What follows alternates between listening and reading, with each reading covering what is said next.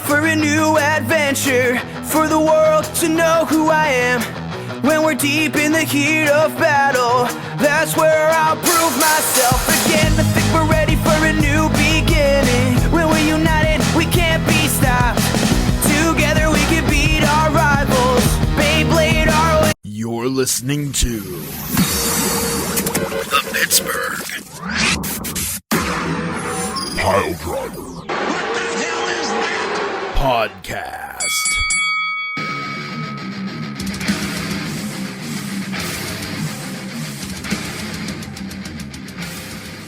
Well, Thursday has come and gone, and that means it's time for recording times of the Pittsburgh Piledriver Podcast, and that's what we're going to do. We're going to record the Pittsburgh Piledriver Podcast. I'm the lesser of the not evils of the podcast. I'm the major of the evils of the podcast. I'm lesser of the brains of the podcast, but unfortunately for you, I do have one of the louder voices of the podcast, so it's kind of a double-edged sword almost. Like, I'm stupid, but I yell real loud about it. It's one-edged. I yell loud about stupid things. But either way, if you're going to listen, then you're going to have to suffer through, fools. And speaking of fools, allow me, if you will, to regale you with the turbulence of my magnificence. Behold, listen to what I have done. I've got it figured out. I'm going to lay out for everybody the next 5 to 7 years of the WWE's Undisputed Universal Championship. Oh, no. Ready? Here it comes. Let me get my popcorn. Survivor Series. Survivor Series. Stop that. Survivor Series 2023. Phil M. Punk returns to the WWE. Royal Rumble 2024. Philbert M. Punk screws Cody Rhodes out of the victory at the Royal Rumble, claiming victory for himself. WrestleMania 2024. Philbert Montreal Brookingtons the Fifth dethrones Roman Reigns to win the WWE Undisputed Universal Worldwide Championship. CM Punk then carries that championship through the remainder of 2024. Come Royal Rumble 2025, the man himself returns for one last historic, heroic run in the World Wrestling Federation Entertainment. Goldberg himself returns at the Royal Rumble, screws Cody Rhodes out of yet another Royal Rumble victory, claiming the number one contender spot for his own. Cody Rhodes, disenfranchised with how WWE is going and how his run in the World Wrestling Entertainment Federation is going, returns to AEW. Having failed to win the title that his father failed to win, the son of a son of a son of a son of a plumber captures another title that his father failed to win and becomes the new AEW heavyweight champion. Back in the WWE, Goldberg dethroned CM Punk at WrestleMania 2025, and becomes the undisputed Galactic Universal Heavyweight Space Age Champion. Cue SummerSlam 2025. Ryback, the man who is never satiated, he always wants somebody to feed him more, returns to the WWE, and we have the match that we have all been clamoring for decades. Goldberg versus Ryback, SummerSlam 2025. Ryback captures the title that his father never did and wins the WWE Undisputed World Heavyweight Galactic Universal Cruiserweight Championship. Carries that the whole way to the Royal Rumble, where our returning savior, Roman Reigns, with a rebuilt bloodline, featuring all new Samoans from all new generations of Anoa'i family blood, come together and help Roman Reigns win the Royal Rumble that carries him on to WrestleMania 2026, where Roman Reigns defeats Ryback to once again become the head of the table and the tribal chief of the World Wrestling Entertainment Federation Era Entertainment Federation Championship Wrestling. And we have another 3 to 4 years of Roman Reigns on top with the newly reformed, better than ever. We can make him faster, we can make him stronger, we can make him bloodlineier. Roman Reigns and the Bloodline reign supreme for another 4 years. Everyone can thank me now, for I have just long-term booked the WWE until 2030, 2031. You're all welcome. Beef the Legend is here. Poot the Bard is here. Tiger Bomb Tom is out somewhere killing himself because I spent the last 10 minutes talking about Goldberg, Ryback, and Roman Reigns. And also CM Punk. He seems to hate every single person that I talk about. So he's off hanging from a tree at this point because he just couldn't take it. I'm dumber now. I think when this video goes live, there needs to be a stroke counter during that rant, and we can all count how many strokes Ransom had. I'm gonna go with 4 before I lost count. Is it 4 or is it one massive one? Salient. I think every single point that I made was salient. I think that every point you made was made of salient. Soylent Green is people, but that aside, I think what he went for was something that was this is perfectly laid out. That was equal with Shucky Ducky Quack Quack. You should have just said Shucky Ducky Quack Quack at the end of it. I called This that. is perfectly laid out. I was cracking. understand. What are you talking about? It's perfectly laid out. You're like, let's bring back everyone who is injury prone or will deal injuries. It is the most fallible thing in the world, and I will hate it. No. I want to smack it with my fallible. Jesus Christ. This is the best laid plan of mice, men, and Vince McMahon that has ever been. Gross. That's the fun part. The best laid plans of mice and McMahon. Speaking of fallacies, Now forever endeavor. Let's talk about the fallacy of the Q3 Cruiserweight Classic, because it didn't go well. Yuck. Yeah. Although one bright spot that did come out of it, you have a brand new, reigning, defending, undisputed, universal loserweight champion of the world. That's right, everybody. Yours truly, Ransom the Madman, has captured the loserweight title. I'm so proud of my champion. If you everyone will come, and I have came for it. It is my title. Boo! Because it's a loserweight, you got to boo him. Boo! More boos. More boos mean more better. Yes. So we're not going to belabor this. You suck. You suck. We're just gonna go bottom up. Just the standing of the standings. Top down. Ransom wins. The standing of the standings. We are who they thought they were. The standard is the standard. More Mike Tomlinisms. All right, 97 points, Ransom. Yeah, the loserweight champion of the world or whatever. Yes, I'm back on top of the bottom. Bottom bitch, baby. Here I am.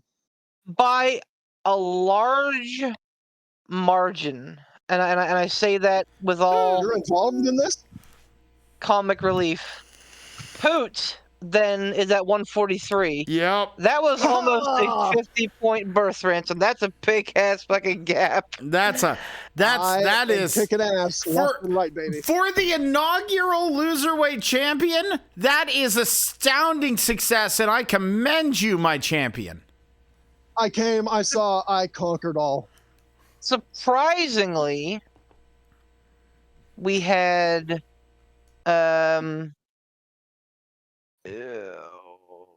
figured Did out. I do math wrong? I did do math wrong. Oh no, he mathed wrong. Hold on. Speaking of loser weight. Hold on. Yeah. Pausing. On pause. Then comes Tom at 156. So if you're playing along at home, the P3 were the bottom three, and then there's me a little bit later, a little bit on up the totem pole, but not much farther up. My problem was I had a hard time getting out of the starting gate. I fucked up early on and hard. Ryuk edged Tom by 1 point with 157. And then I came at 159. Giggity. So for the bottom five, if you're keeping track, not our best outing. Nope. Jimmy and Amber tied at 166. How the hell Amber got 166 points is fucking beyond me, but here we are.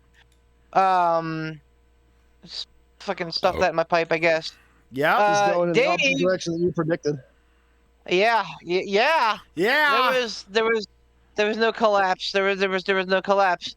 Dave did rather well with 173, and yes, that would mean that our new first ever 2-time P3 champion Cruiserweight champion outside of P3 is Pat the Bastard Maniac with 177 points. The bastard. Let me say, I'm gonna give him his flowers. Despite all of our wishes, he did well. Whether or not he can, maintain that over the next 3 months, 4 months is yet to be seen. I'm not going to call him a one and done yet, but we'll see. 2 and done. 2 and done. I'll say this. Congratulations, Pat. You earned it, and you made the rest of us all look like fools. Pat, I want you to know the real victory for you is not that championship. What it really is how much it pained Beef to say that shit. Yeah. All right, so wrestling talk. But again, seriously, the really big key thing here is the first ever inaugural loserweight champion. I would agree. I agree. There's so much to talk about because we've been off elsewhere the last couple weeks. All Out happened, was fantastic. Payback happened, was pretty good.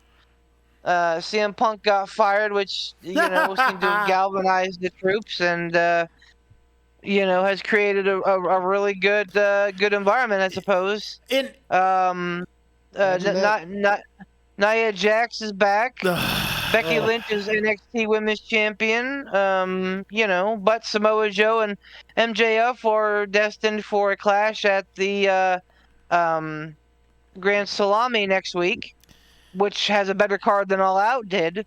Yeah. So I don't know, man. Like it's literally been a roller coaster the last couple of weeks. So whoever wants to take point and start talking, I'm sure I got something to say about it. All right. So I want to start with something here of note.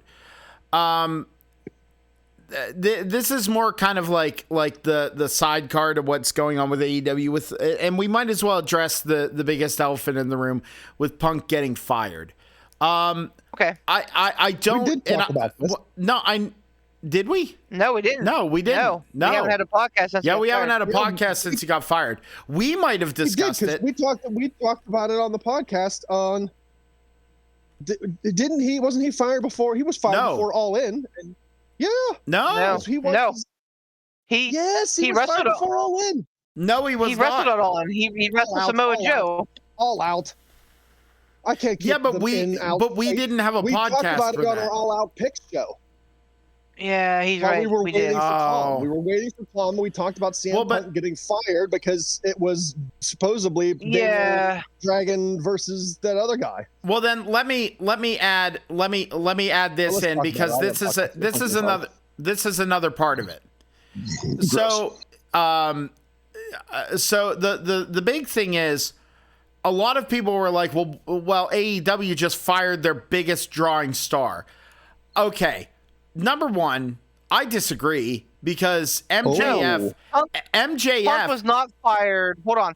I point of clarity. I didn't get Punk was not fired at that. Punk was not fired at that point. Punk was suspended.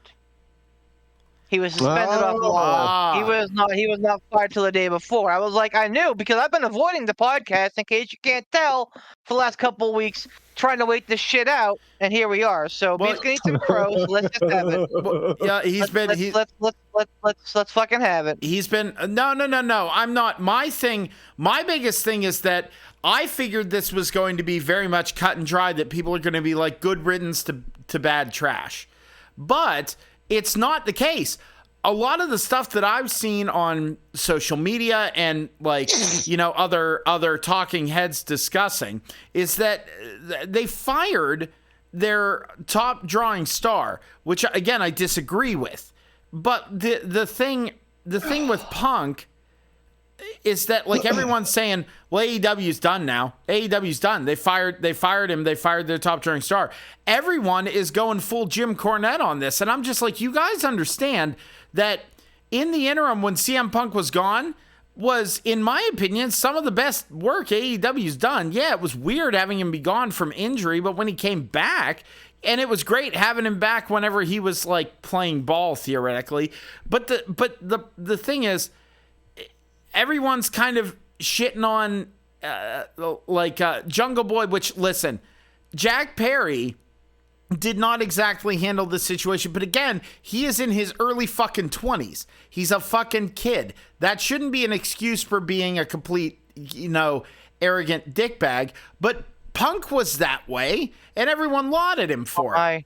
But like... Absolutely. But exactly. And the other side of it is that with Punk gone, it's fine. AEW is going to be fine. You look at the depth of talent that they have, everything's going to be just fine. I don't like this outpouring idea that that AEW completely hung on the shoulders of CM Punk. That is absolutely not the case. It's just not. Like, I'm sorry. The reason that Punk was fired and Jack Perry is not fired is because Jack Perry is a kid who is still new to the business, who's hot-headed, who wants to make his mark, who wants to fight against things. The other thing is, too, when he even said that on All In, when he said the thing about, like, that's real glass, cry me a river, sure, I knew it was a dig at CM Punk, but, like, here's the thing. I'm like, Jack Perry's a heel now. He's supposed to say shit like that. He's not, like, he's supposed to do that edgy, edgelord fucking stuff.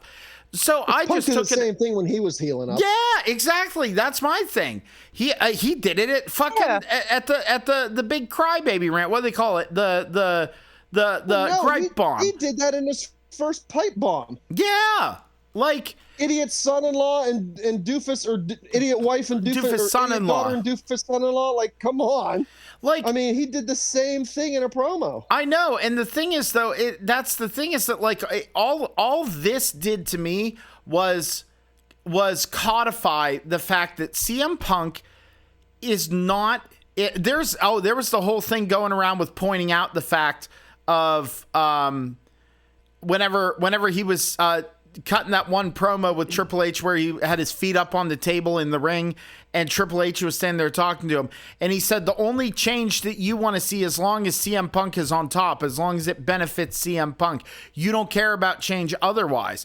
How fucking true is that shit? It really seems to ring true. It really seems to, like, I know that Collision was theoretically CM Punk's, like, CM Punk was like the quote unquote figurehead of all that, but like, fuck, man, be a good role model, be a good locker room leader. Like Samoa Joe in that situation was a way better locker room leader. Like that, it just is. That's how you do it. And it bothers the fuck out of me that we're not going to get all the interesting shit that could have happened if CM Punk would have just not acted like a fucking child.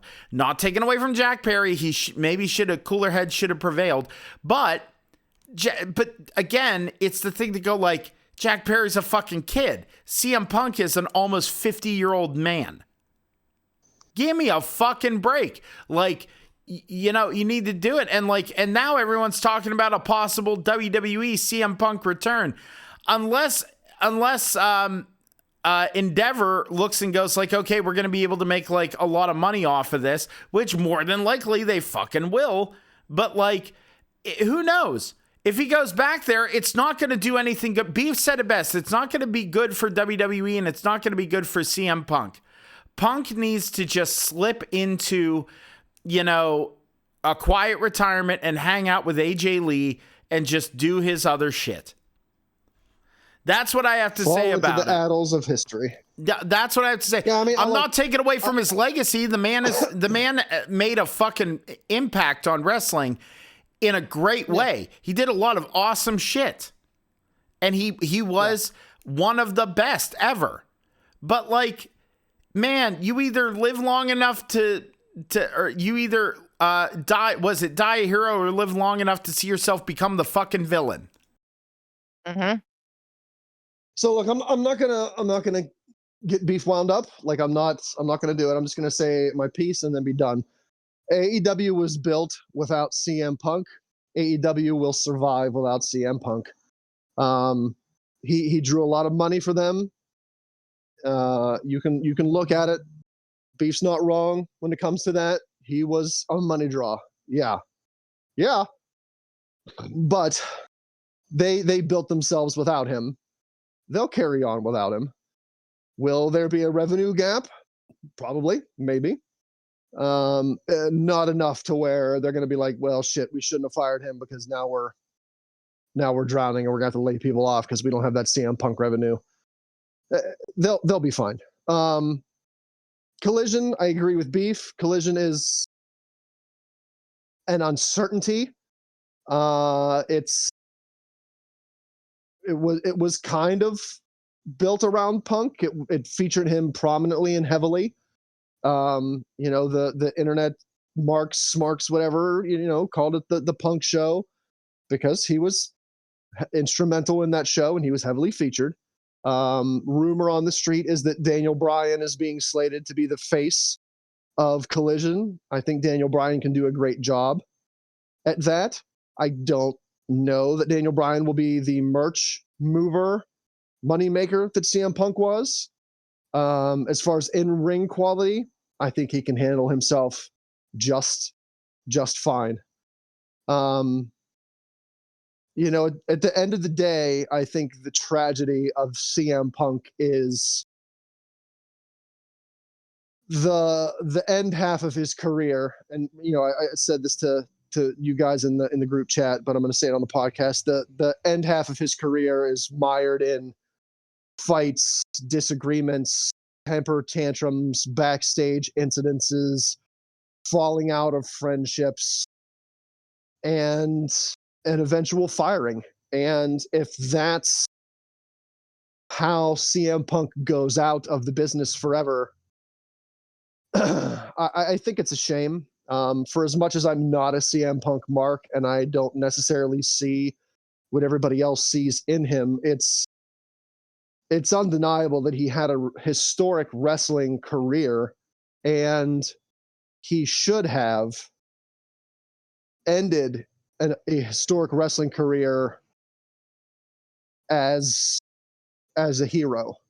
You know, he should have ended it as a guy who went to AEW and helped the younger talent and got young talent over and helped people. And when he was ready to go, he went on his own terms.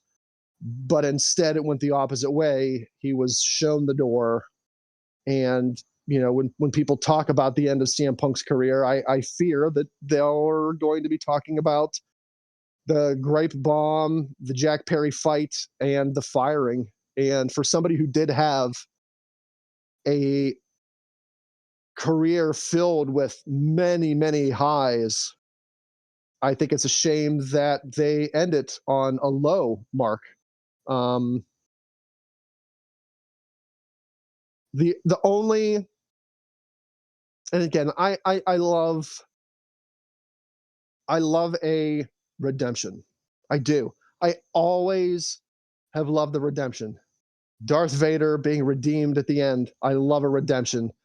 For all you nerds out there who watch Japanese animation and are a fan of the Dragon Ball series, Vegeta, constant redemption.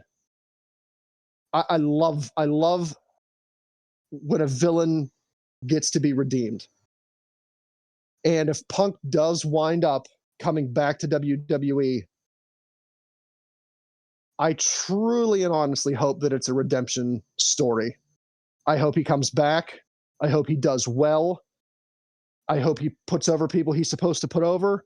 And when the time comes, I hope he leaves having redeemed himself. There are some people that I don't really care about, having a redemption arc. Goldberg, I don't care. Ryback, stay away. You're the worst. But still, I think it's a shame how Punk went out. If there's a redemption story that comes, I'm for it. All right, I can't believe I've gone this long without talking, so I'll talk. It sucks. As the resident CM Punk mark, it sucks. It really does. For all the reasons that Ransom pointed out. This was supposed to be a fucking swan song, and it turned into the fucking Goodfellas real quick. But I mean, if you have watched CM Punk's career, this is kind of like the life cycle of it, where he's doing real well, and he's becoming a big fucking deal, and all of the sudden, he just fucking self-destructs. This is just how it goes. This is how it went in Impact. This is how it went in WWE. This is how it went in AEW, and this is how it's going to continue to go through his career. Unless he's finished, at which point it's over. There is so much money left on the table. We didn't get to see CM Punk versus Kenny Omega. We didn't get to see CM Punk versus fucking Jay White. We didn't get to see fucking CM Punk versus Ricky Starks in a big match. There's so much that could have happened and should have happened had Punk just kept his fucking mouth shut. And he couldn't do it. Could not do it. I support the firing of CM Punk, because you cannot get in the face of your boss aggressively and be like, what? You fucking can't. Period. End of list. CM Punk is lucky that he didn't have legal, the fucking cops called on him. Tony Khan's a powerful man. CM Punk, you draw a lot of water, but not as much as Tony Khan does. I don't know. I'm done with it. I want to remember the good CM Punk. I want to forget the bad CM Punk. And that's going to be tough to do, because they were very much one and the same. They, you can't have the good CM Punk without the bad CM Punk, because they're the same CM Punk. But I'm not here to call doom and gloom for AEW. Absolutely, Ransom is right. I almost broke kayfabe. Absolutely, Ransom is right. AEW was founded before Punk. Will continue on without Punk. Are they going to lose some fans? Absolutely. Absolutely. There's already a very vocal minority that are flooding AEW pages with fucking CM Punk rhetoric and anti-Tony Khan, anti-Young Buck stuff. the cult of Coronet continues to strengthen with this blow. No. But I don't think that this is going to be a death knell. No. And I'll tell you something else. I said about Collision probably not heading in a great direction, and I believe that it probably wasn't going to do well with CM Punk because, and I've said it till I'm blue in the face. It's got a really shitty time slot. Like, fucking Saturdays in the fall are college football.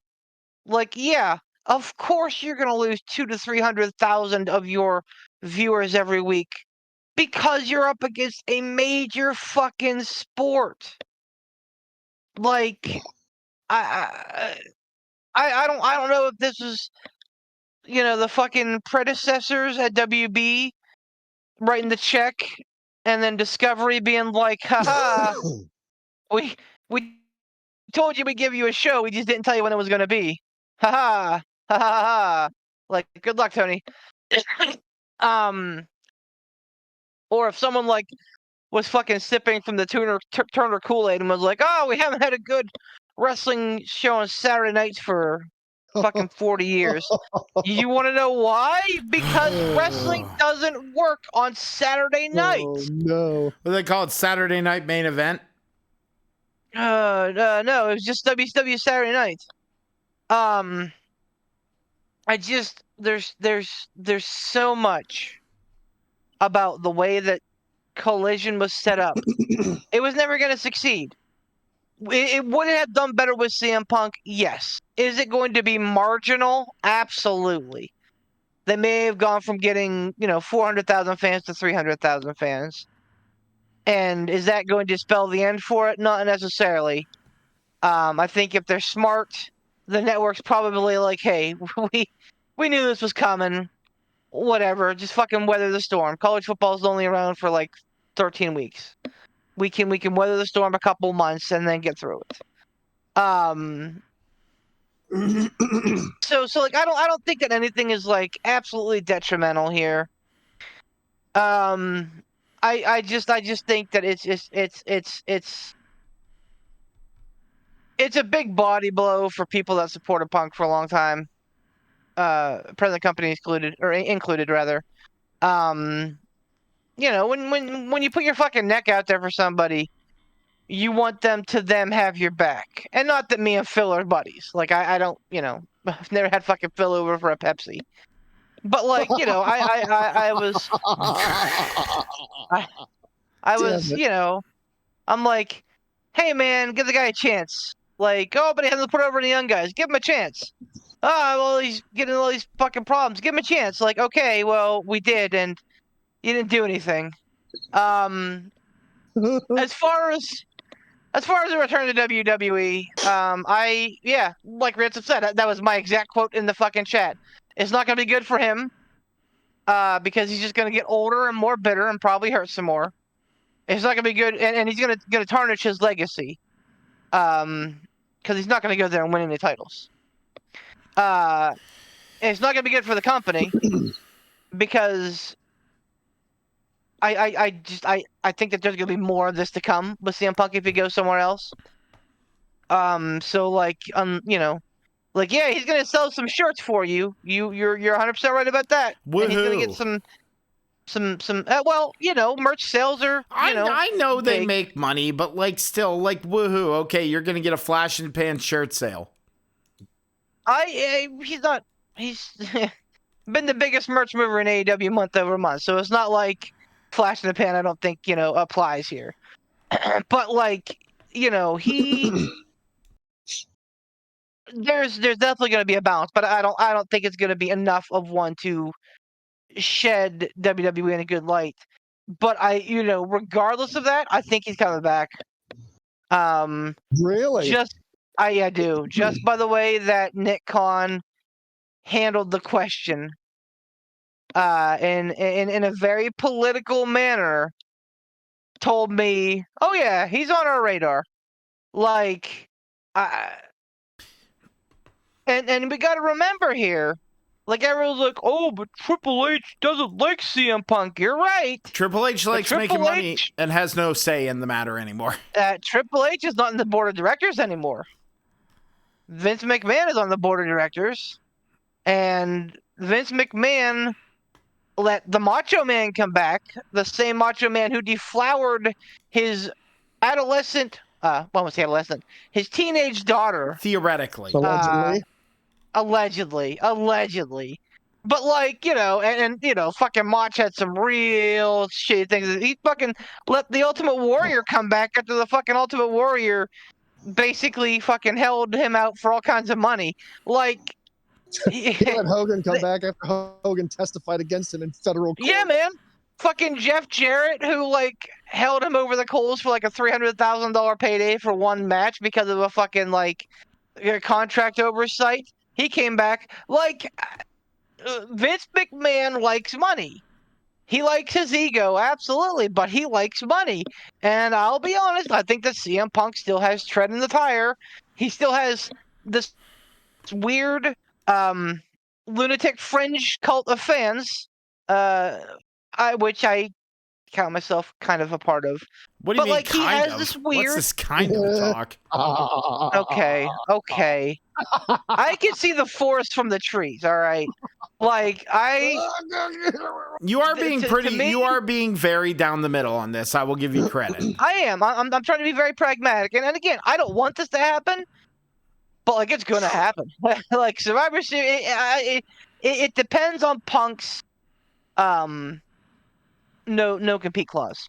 Like, if he had a no compete clause with being fired with cause, then maybe not. Maybe he just fucking says, fuck it. I'm just going to sit around and do nothing the rest of my life. But if he didn't, and the fucking Survivor Series is in Chicago. So, like, yeah. Especially with him being a fucking free agent, like, there's going to be CM Punk chance. You know it. There already have been. They went to India for the Superstar Spectacle, and there was CM Punk chants all over the place. I know, so, like, but, like, it's. Go ahead. I'm sorry. I get it. I get it. The four of us on this podcast are all like, bad optics, terrible idea. Let's not do it. Then nobody involved's gonna have a good time. But, like, if these chants keep happening, Endeavor's gonna be like, hey, let's go see about the CM Punk guy. And, fucking Vince can't say boo about it. Trips can't say boo about it because they gave up that fucking right.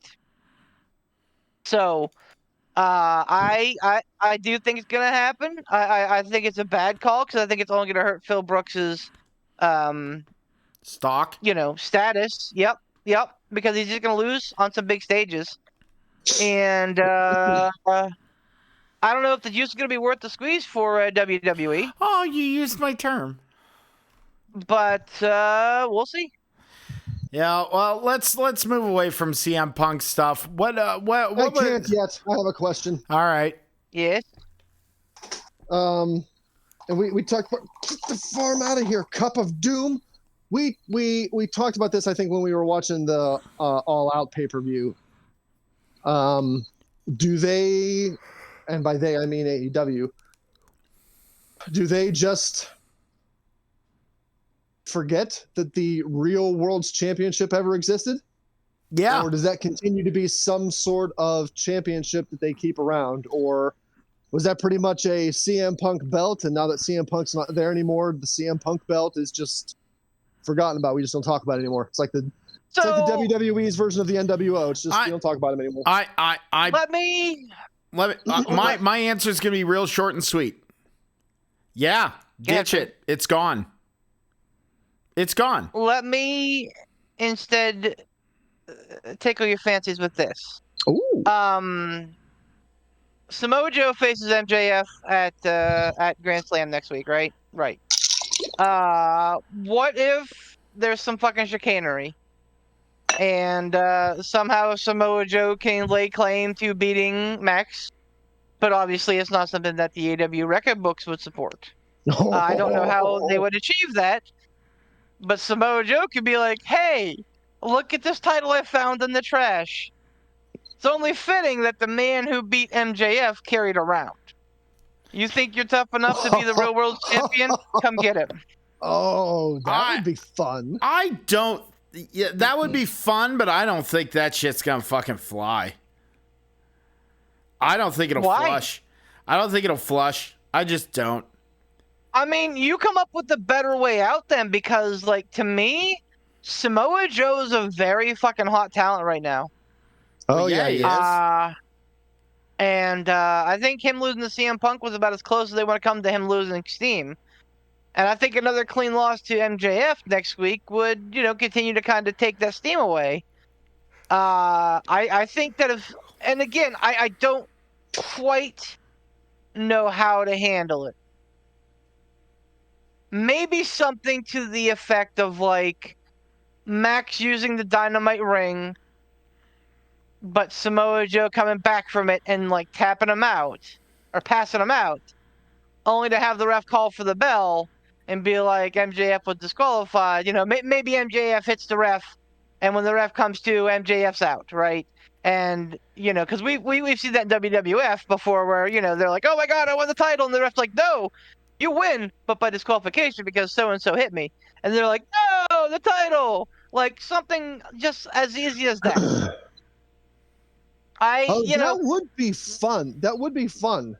Like, and especially MJF hits him with the ring, and in doing so knocks Samoa. Like, the ref witnesses the hit, but the blow of that knocks Samoa Joe into the ref and knocks the ref down.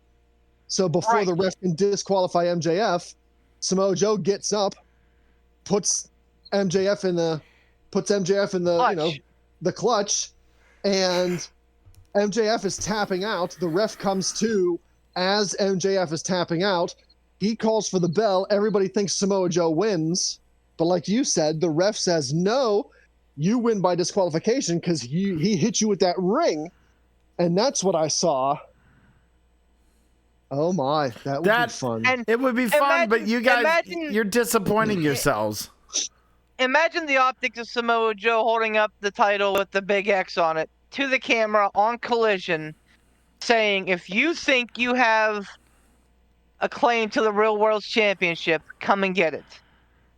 Like, I know that Tony Khan is not vindictive like Vince McMahon is, but, like, think about the fucking message that would send. The only way that would work is if there was something in the world where Punk would come back to AEW and take it from Joe. That's never gonna happen. Exactly, and that's why that's never gonna fucking happen.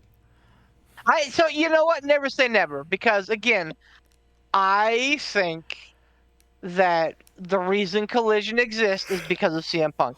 I think Warner Brothers said, hey man, like, yeah, you could have your other show, but we want CM Punk as the set piece.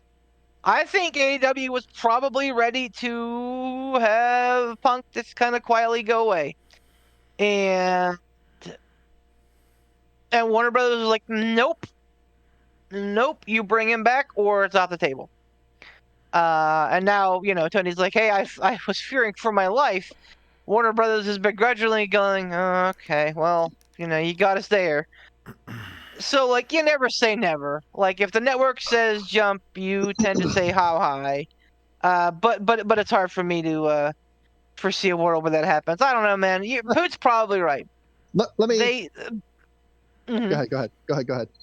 No, I was gonna say Poot's probably right. They probably just do away with it, but I think the Collision does need its own title. So, hear me out. Mm-hmm. The odds of this happening are pretty much nil. But let's just say, right? Because I love thinking of these. Let's just say CM Punk at All In, when he left, he took that title with him. Mm-hmm. It's a title that they pretty much had built around him. And when Tony Khan said, okay, we're going to fire CM Punk, he never really gave two thoughts about that belt. Let's just say maybe Punk never gave that belt back. Let's just say maybe Tony Khan never really asked for that belt back. let's just say Oh boy, oh no. WWE and goes, hey, I know you guys thought of this because it happened to you once before, but this guy didn't think of this. What if I show up at Survivor Series as the real world's champion with that belt? Because I never lost it, and I didn't give it back, and they never asked for it back. And here I am. How big of a reaction do you think would be in that arena if CM Punk's music hit at Survivor Series and he comes out wearing that AEW belt with that giant X on it? What kind of an eruption do you think would happen? Not only in that arena, but across the entire wrestling internet community. That's all anybody would be able to talk about for months. It would be a huge shot. The biggest buzz ever. It'd be a huge shot across the bow. Yeah. Don't think that they would, because, you know, like you said, they did it in the 90s when fucking Flair showed up with the world championship. Yeah, but that's the last time that happened. And that was 92. Yeah. A lot of people probably don't have that on their radar, especially people that weren't watching it in 1992. But I mean, think of all the new fans now that weren't watching back then. Not because it's not a great idea, and not because it's not like, not because people would remember it. It's just, I think it's from a litigious standpoint. Tony Khan would be like, that is our intellectual property, and we are going to sue your asses, and that's that. That is the one thing that both of these entities are good at, is fucking calling their lawyer and going, wah. Yep. So how did Alundra Blaze get away with it when she did it? How did Ric Flair get away with it when he did it? Like, it's happened in the past. Things were a lot. It was a lot. If I may be, I'm sorry. The thing that you ran into back then is you had a lot more of the what's best for the business thing, and people, and I'm sure there were disagreements, and there were posed we're gonna sue your ass or whatever. But I don't think it was nearly as cataclysmic as it is nowadays, where that's really harped on and hammered on from a corporate standpoint. I think before, also the other thing that helped, and I don't know, it was there was still the remnants left of the territories back then, like the dying remnants. You know what I mean? And I think it was one of those things that it happened that they didn't have the firepower to actually go, well, we can't really fight them in the courtroom because they have better lawyers and more resources, you know? Oh, when Flair did it, when he brought the WCW title to WWE, they had fucking Ted Turner money. They could have sued the shit out of Vince. Not back then. They didn't have Ted Turner money back then. Oh, shit, they didn't. Back in the early 90s? Did they? Yeah. No, I thought it was in the mid 90s. No, man. He did that. When they stopped being when they stopped being NWA and they became WCW, that's whenever Ted Turner got involved. No shit. Wow. Okay, I need to readjust my timeline. I always thought it was whenever. Yeah, but anyway, go on. But I see your point. In for terms legal of reasons, they're not going to do it. Right. In terms of Alundra Blaze, Medusa doing it, that was just WWE taking the high road. Same as fucking Eric Bischoff challenging Vince McMahon to a match on a WCW pay-per-view, and they sent them that cease and desist letter. Absolutely, that's it's a stinky cologne. Desperation is a stinky cologne, and I don't think that WWE or Endeavor want to seem desperate. Wasn't that Carlos Colon's cousin? Okay. Damn it, Poos. But I think that WWE, Endeavor, TKO, they don't want to do that, man. They don't want to appear desperate, and I think that's kind of what that would be. So yeah, no, I think that they would go the high road. I think it'd be neat, but I think they'd high road it. Absolutely. However, what they're probably not going to take the high road on, tomorrow night marks the projected last appearance on AEW of Jade Cargill. Yes, sir. And what's the word on where she's going, Cowboy? Well, after the match, I'd say spoilers, but by the time you hear this, it's going to have happened. She had a big hug with Chris Statlander, very much like out of character. So, yeah, word is that she wanted the bag, and AEW didn't want to pay her. And so she's like, I'll just go somewhere else. And now she's going to go somewhere else because guess who's going to pay her the bag? TKO. So, I'm interested to see. I forget when No Mercy is, and that probably was a big deal because we probably should have picked it, being that we picked the last NXT event.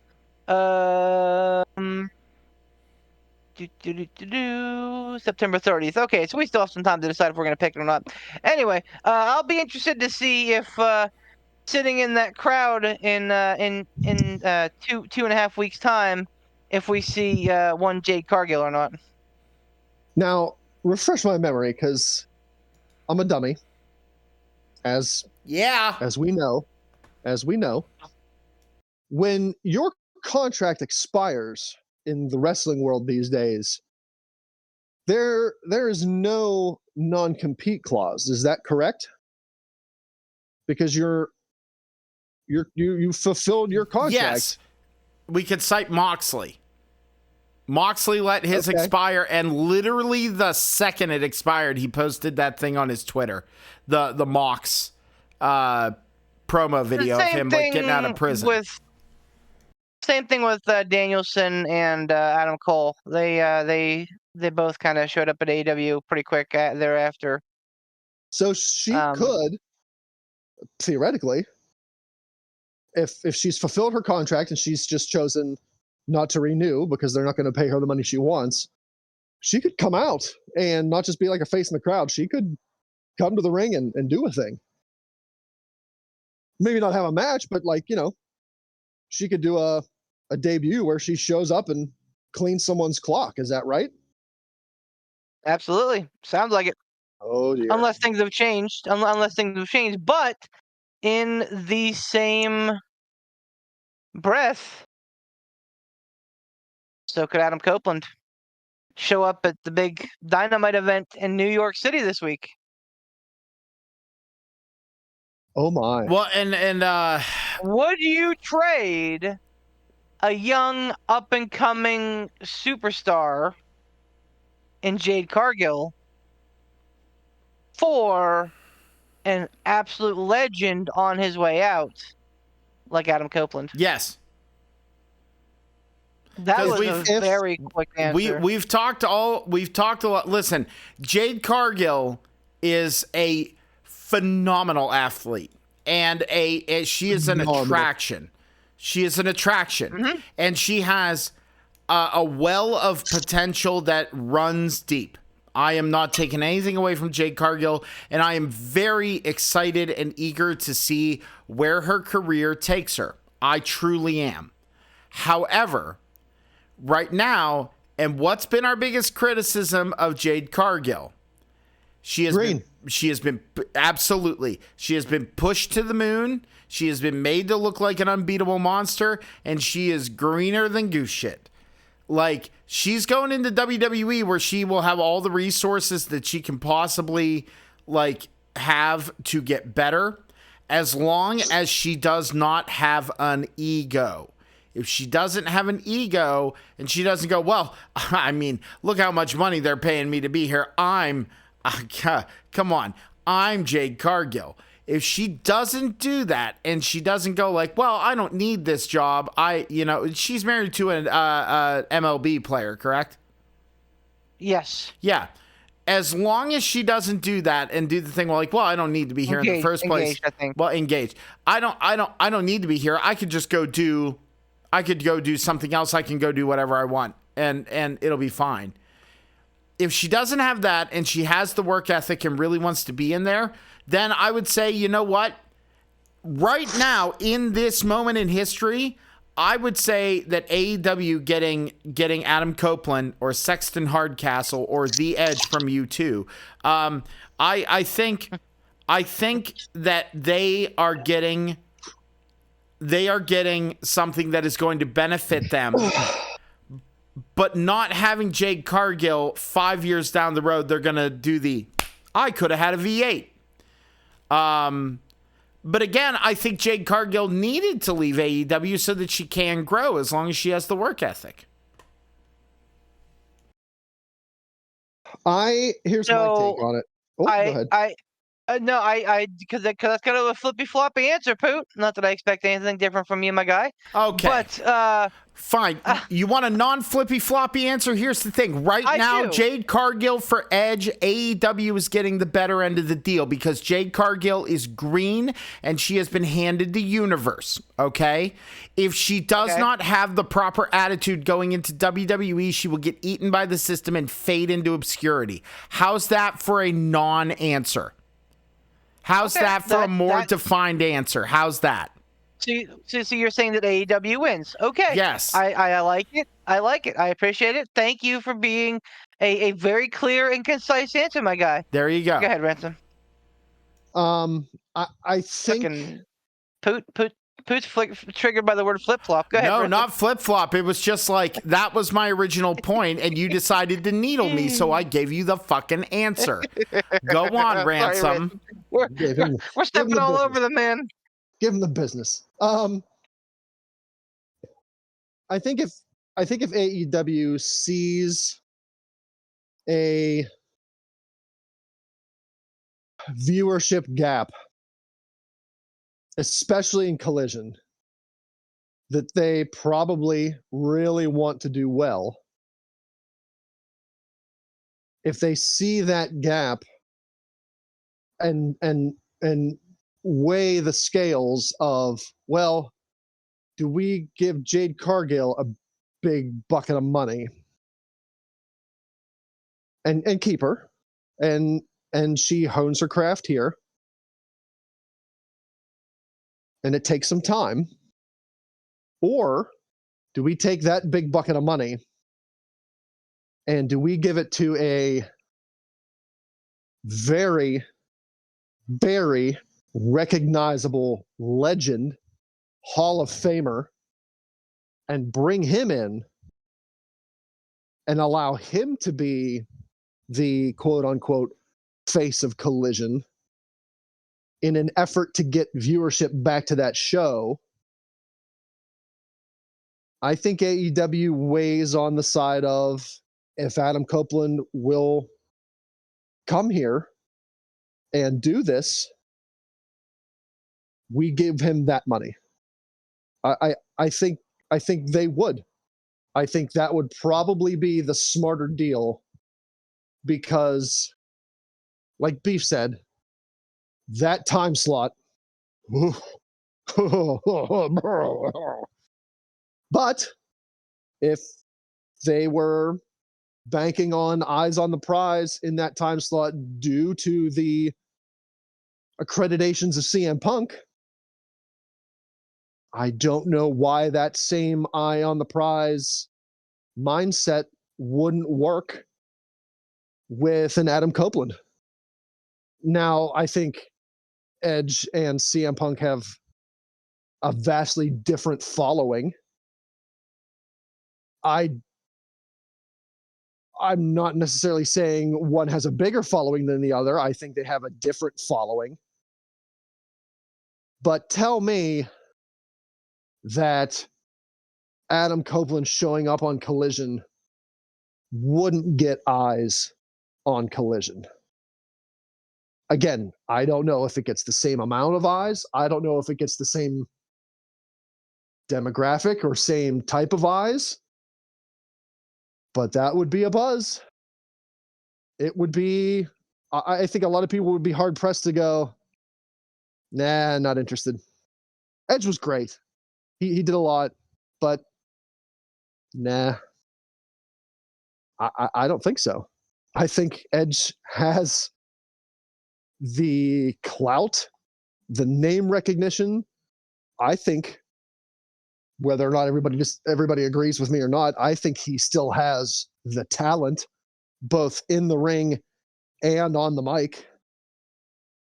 And I think he is a drastically different animal backstage than CM Punk was. I think if AEW is looking for a veteran, a Hall of Famer to get young guys over and to get eyes on their product and to be the locker room leader that they want somebody to be, oh boy, I think you'd be hard pressed to find somebody better than Edge, because he's going to be one of those guys that takes the young guys under his wing. He's going to be the guy that Ricky Starks will beat clean and go, damn, that was a hell of a match, and fucking Edge put over Ricky Starks. Jeez. And I think he's that type of guy who will, in the back, be the locker room leader, not the self-proclaimed locker room leader. I think people will organically flock to him and organically see him as a locker room leader. And I think people would be chomping at the bit to see either or both a feud between Edge and Christian to finish off one or both of their careers, or a reuniting of Edge and Christian. You know, I know we say, you know, like, oh, it's been done, it'll be stale, blah blah blah, the Hardys, the Dudleys, yada yada yada, but like, come on, are you telling me that you wouldn't pop to see Edge and Christian together as a tag team again? Like, especially if they're the goofy, swarmy, fun heels that Edge and Christian were with the 5-second pose or whatever that thing was called. Like, that type of an Edge and Christian tag team. I think there's a void left from CM Punk that Edge could fill, and he could fill it in the most positive way possible. So if I were AEW and those were my two choices, I would absolutely side on the side of, let's get Edge in here. Let's put him on Collision. Let's have him be the locker room leader. Let's have him be the mentor. It's a very, very easy choice. I'm glad that I get the opportunity to do this because, again, football season upon us. That's where my mind is. Not so fast, my friend. All right. I don't think that there's any disputing that Edge is a big fucking deal. And that him going to AEW would be a huge coup. And that landing a star of that magnitude is hitherto undreamt of. But I think it's incredibly short-sighted to let Jade Cargill go. And I know that we're not in a world necessarily where it's, you know, an old man dies and a young girl lives, fair trade. Like, I get that it doesn't have to be like, it could be both. Maybe Jade goes to WWE and Edge resigns, or maybe vice versa. Maybe they both go back to the AEW. But like in a strictly like this or that scenario, which is the one I presented, I think that, yeah, like, absolutely, Edge is gonna pop. Reggie. Edge is gonna pop ratings.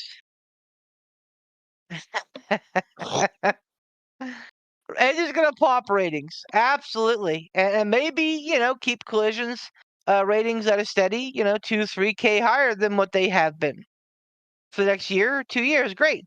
Edge is not long for the sport.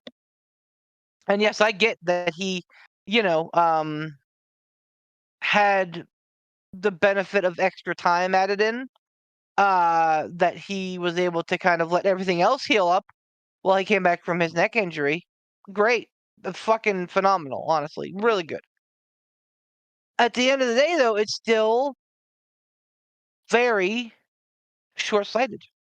I think that with a little bit of elbow grease and polish, Jade Cargill could absolutely be the level of star that Bianca Belair is. And before anybody comes at me, who was at the fucking Endeavor signing? Paul, Vince, Omar, Bianca, and her man. Oh, I take Not nothing fucking away Becky. from Bianca. Not I take Becky nothing and away Steph. from her. She's a star. She is. And in a world where, especially wrestling, where it has been dominated by people that are not of color, to have a star like Bianca Belair or a potential Jade Cargill down the line is almost priceless. You'll have no argument from me on anytime you want to toot Bianca Belair's horn. There's zero argument from me. I think absolutely none. She's the best. Jade could be that kind of talent. She has the same chutzpah, the same sassy, arrogant, to Jade's thing to a fault style, like the same brash, cocky attitude. Ooh. The difference is Bianca has spent her years in NXT kind of crafting it and honing it. Jade hasn't. If Jade puts in the work, and if AEW puts in the work with Jade, they could make her a top draw. Abso-fucking-lutely. WWE will make Jade a top fucking draw. Hear me now. If Jade Cargill signs with WWE, she might start in the Performance Center for a few months. She may end up on NXT for a year or so. But within the next 2 to 3 years, we see Jade versus Bianca at a WrestleMania for a title. That is going to happen. What? Why are we saying that Bianca's? Okay. Never mind. Will you allow me a retort? Absolutely. Okay. So, short-sighted as it may be, maybe that's what AEW's plan is. I could see their plan being, okay, short term, we let Jade Cargill go. Edge comes in. We give him that money. He has his run here. He helps build up Collision. He helps put younger talent over. He doesn't have that long left.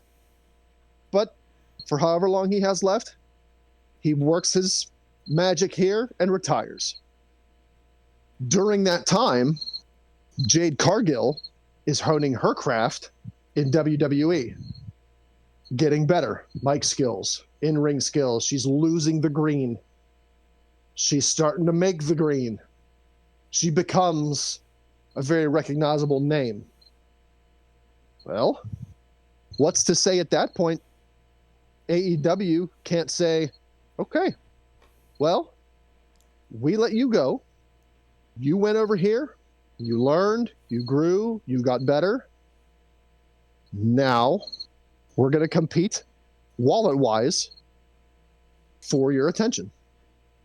I mean, that's happened several times, not just in wrestling, but in other sports where someone is greener than goose shit. Thank you, Poot. They go somewhere else. They learn. They hone their craft. And then they go back to, where they were. Or people start competing wallet-wise to get that person. Jade Cargill has a lot of tread on her tires. She's very young, whereas Absolutely. Edge is not. Right. Edge is not. So get what you can now out of Edge. Allow him to use up the rest of what is left on his tires in your company and retire. And then once Jade Cargill gets better and hones her craft, you give her that big ass pile of money and you bring her back. All right, but let me spin it back though. Like, yeah, that's all well and good, but then Jade goes, oh, well, here's Tony Khan, the man who gave me a mid-level belt, and yeah, built me up on undefeated streak on a show that nobody watched, versus here's Endeavor, who put me on a pedestal, got me to be where I want to be, and now, like, you know, I'm part of the biggest fucking attraction in wrestling. Like, and again, like, this is all absolutely, it's all conjecture. you know, Yeah, oh yeah. conjecture. At this point, you know what, you know how high her ceiling is. Sure. And so that's and I mean, honestly, in terms of what they need now, absolutely, I think that this is best for business for both camps. This plugs a hole for AEW that they need very desperately, in a grizzled veteran that people love and that has a cult-like following. This plugs a hole that WWE has in that young women that have a lot of talent but don't really have the it. That's the one thing I'll say about NXT, man. And I love watching NXT again, and it's fun. But, like, man, like, these women are just, they don't have... Are you saying they're carbon copies of each other? Kind of. Tiffany Stratton is the closest one that I look at and I go, okay, this could be something. But she's pretty bad in the ring yet. She's pretty bad in the ring. Oh. And on the main roster, like, yeah, we got Rhea and Becky and Charlotte and Bianca and Bayley, Io, and Raquel. And that's kind of like the list. Yeah, Shayna's there. Like, yeah, Liv is there. But, like, that's kind of the Nia's list. back. Like I said, that's kind of the list. Listen, I'm not saying that Nia looked good in the ring. I'm saying that she looks like she put in the work to be better. You know what I mean? Before I get off on that tangent, give her a chance. Before we even jump down that hole. After you finish your point, I have something else to add once you're done with your point. I'm saying that, yes, right now, in theory, this trade works out best for both places. I just worry that this is one of those situations where, and again, I'm going to use a sports analogy because I'm sports ball. Like, you trade a draft pick and you worry about winning now. Like, yeah, you know what? You'll have that trophy in your trophy case to go, hey, man, if everything goes perfect, you go, hey, man, look what we were able to accomplish. But you gave that pick away, and now he's a hot young quarterback for somebody else, and you're like, fuck. That could have been us for the next decade. And you absolutely could be right. You know, she absolutely could be swayed by the money, for sure, for fucking sure. But I mean, you know, loyalty goes a long way too. So I honestly think that if she comes to WWE and is successful, I don't think she looks back at AEW ever again. So look, I bet she does, because, and I know you got a point to make here, Poop, but I'm just retorting off of what Beef said. Wrestlers, since wrestling has been wrestling, have, for the most part, there are a few loyalists out there, but wrestlers have jumped all over the place. And whether it's for money, the prospects of new opportunity, I just don't think that door is going to be closed. Like, I just don't think either party is going to go, we're done. Especially not leaving on the note that Jade Cargill's leaving on. Hey, here's the money that I need to make. Well, we can't pay you that money now. Whatever reason is, like, we just, no, here's what you want, here's our offer. I mean, that's a pretty amicable way to leave. You know, there's no sourness, there's nothing like that. Sure. So, you know, I've seen wrestlers go from one company to another, back to another, back to the other. So I'm not counting that out. And what's to say that she doesn't come up in NXT, make her way to the main roster, have a great WrestleMania match, but then for one reason or another starts to kind of mire. Like she made it, she accomplished it, she's won the big title, she's lost the big title, but now she's miring for a little bit. And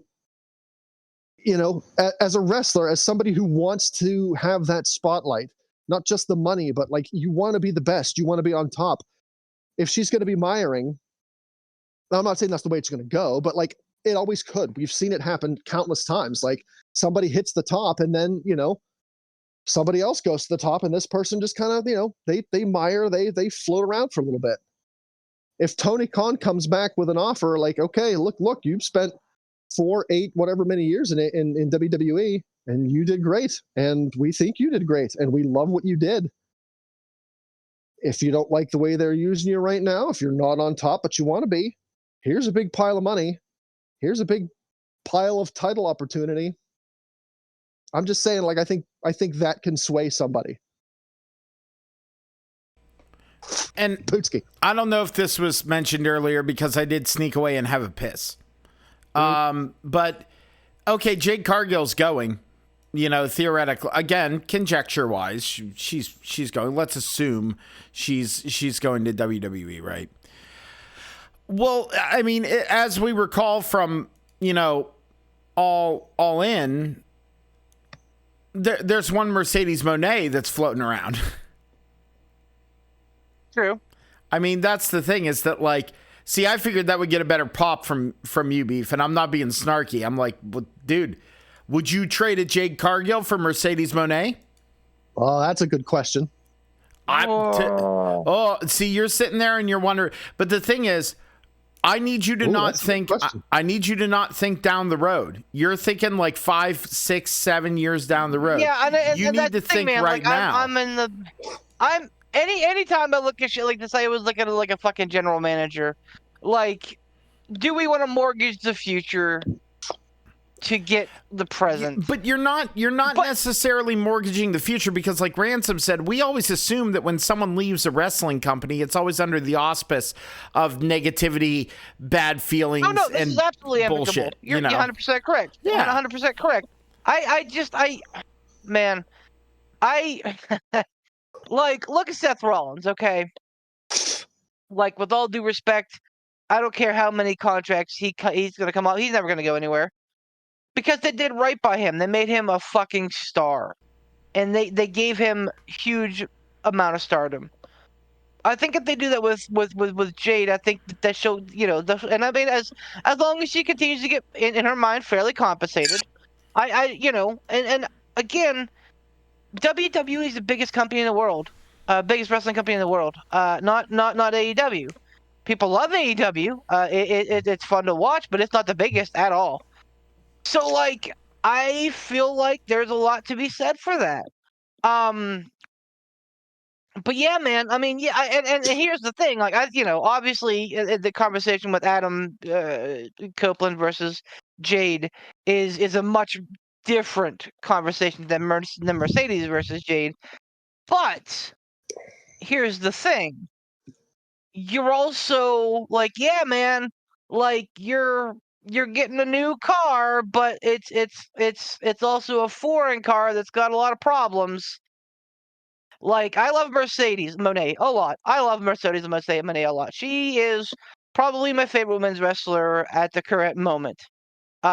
She can do no wrong in my eyes. Jeez. However, I am not blind to the fact that she has an injury issue. I don't care if it's her fault or somebody else's fault.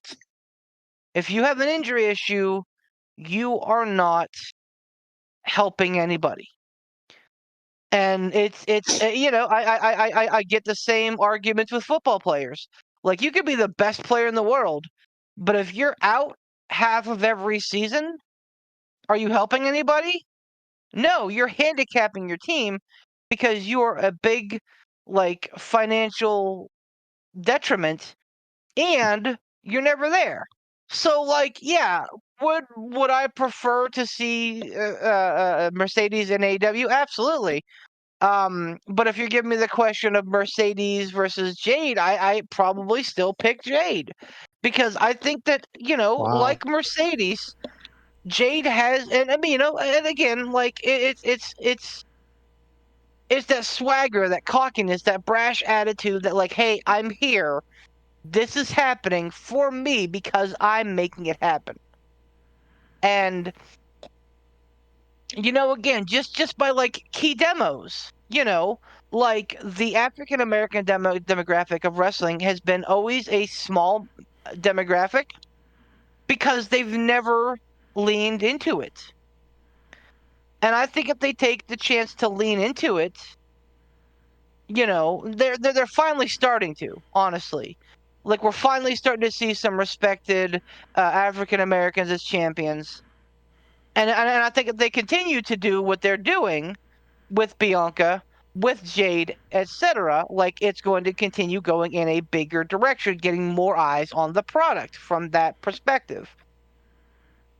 So again, like, if you ask me, about the only deal that I would not take would be Bianca versus Jade. If you had Bianca or Becky Lynch, another one, I think, and we're going to talk about her in the next show a little bit, but, like, I think if you gave me the choice of, like, Becky now versus Jade, I take Becky right now. Bianca, same thing. Maybe Rhea, but that's about the only people that I would make that trade for. Wow. Yeah. I know. I'm surprised, but, like, I feel like, and again, this is not saying Jade Cargill's not going to be a heavy hitter in the industry. I mean, she's already proven that she can put on a show with what she's done. We haven't really seen Jade Cargill much. She's theoretically out the door. I'm just thinking, like, and as much as AEW has become product number 2, it's still not WWE. Like, you will hear wrestlers who have been all over the world and everything, and they say WWE is a whole different animal. And I have a feeling that if she goes there, they are going to be behind her and they're going to want to foster that talent. But again, I go back to my statement that I said earlier, is that I think Jade needs this as a talent. I think she needs to go somewhere where she's pushed and can really grow, because AEW made her top star right away. When you get put up against when you get put at the top of the bar, or when you get put at the top of the mountain, where do you go from there? Like, you can have the programs and stuff, but it just wasn't interesting with the position they put her in. If they would have had a little more slow growth with her, I think she might have been able to grow a little bit in AEW. Character-wise, like even if she had an idea for her character and what she was, could have slowly developed it, slowly moved it on. She could have cut her teeth a little bit more. But now, at this point, just with what they've done with her, she kind of has to go somewhere else. Set a new bar, go to a higher mountain, have to climb it a little bit. And then also increase their stock. Like Ransom said, you see people go to numerous. Hell, you saw some wrestlers be on the same show on the same night. I'm looking at you, Rick Rude. But like, I think that in the end, I don't think this is going to, like, drastically fucking damage AEW. I don't think it's going to, immaculately change the landscape of WWE. I think this is a good shift, a good platonic shift, plate shift in the world of pro wrestling. I think this is just good. It's changing the landscape a little bit for both companies. Like, it's continental shift. So if Adam Copeland does come to AEW, I think that would be a good thing for AEW. Jade Cargill going to WWE, I think, is a good thing for Jade Cargill and eventually a good thing for WWE. I think that's a good way to put it. So we mentioned both Nia and Becky. Are we shutting this off and doing a second episode, or are we just gonna keep going here? We're on a roll of just doing one episode again. Let's just keep doing it. Okay. We'll have to go urinate. So talk for the next several moments, gentlemen. All right. Pause. On pause. Who keeps giving Becky him Lynch that is the Zach NXT Morris? Women's Champion. What's Zach Morris? You guys don't know what. Anyway, you were talking about WWE things. Yeah. Like Ransom said, Becky Lynch is the NXT champion, which is infinitely fucking confusing. But okay. I don't know, man. What was that thing that I posted in the chat? That the NXT that she won her NXT Women's Championship on was the highest rating NXT? It sure was. Hey, that's great. Which is infinitely frustrating to me with the constant CM Punk arguments that I had about him having high ratings and eyes on product and double Yep. I can't have it both ways. Man. Damn it to hell. It sucks sucks not having your cake and also eating it. I still think it's short-sighted. I still think it's short-sighted. I'm not going to say a bad decision. It's a quick fix for sure. Like, don't get me wrong. It's absolutely a quick fix. But isn't that a problem, though? Like, hot-shotting a title just to get ratings for an episode and better attendance for a pay-per-view. Like, isn't that like a Band-Aid on a bullet hole? Yeah, a Band-Aid, but I mean, yes. But WWE is really, really good at putting a Band-Aid on a gunshot wound to take them to the ER to get stitched up. They are. They absolutely are, and I hate that.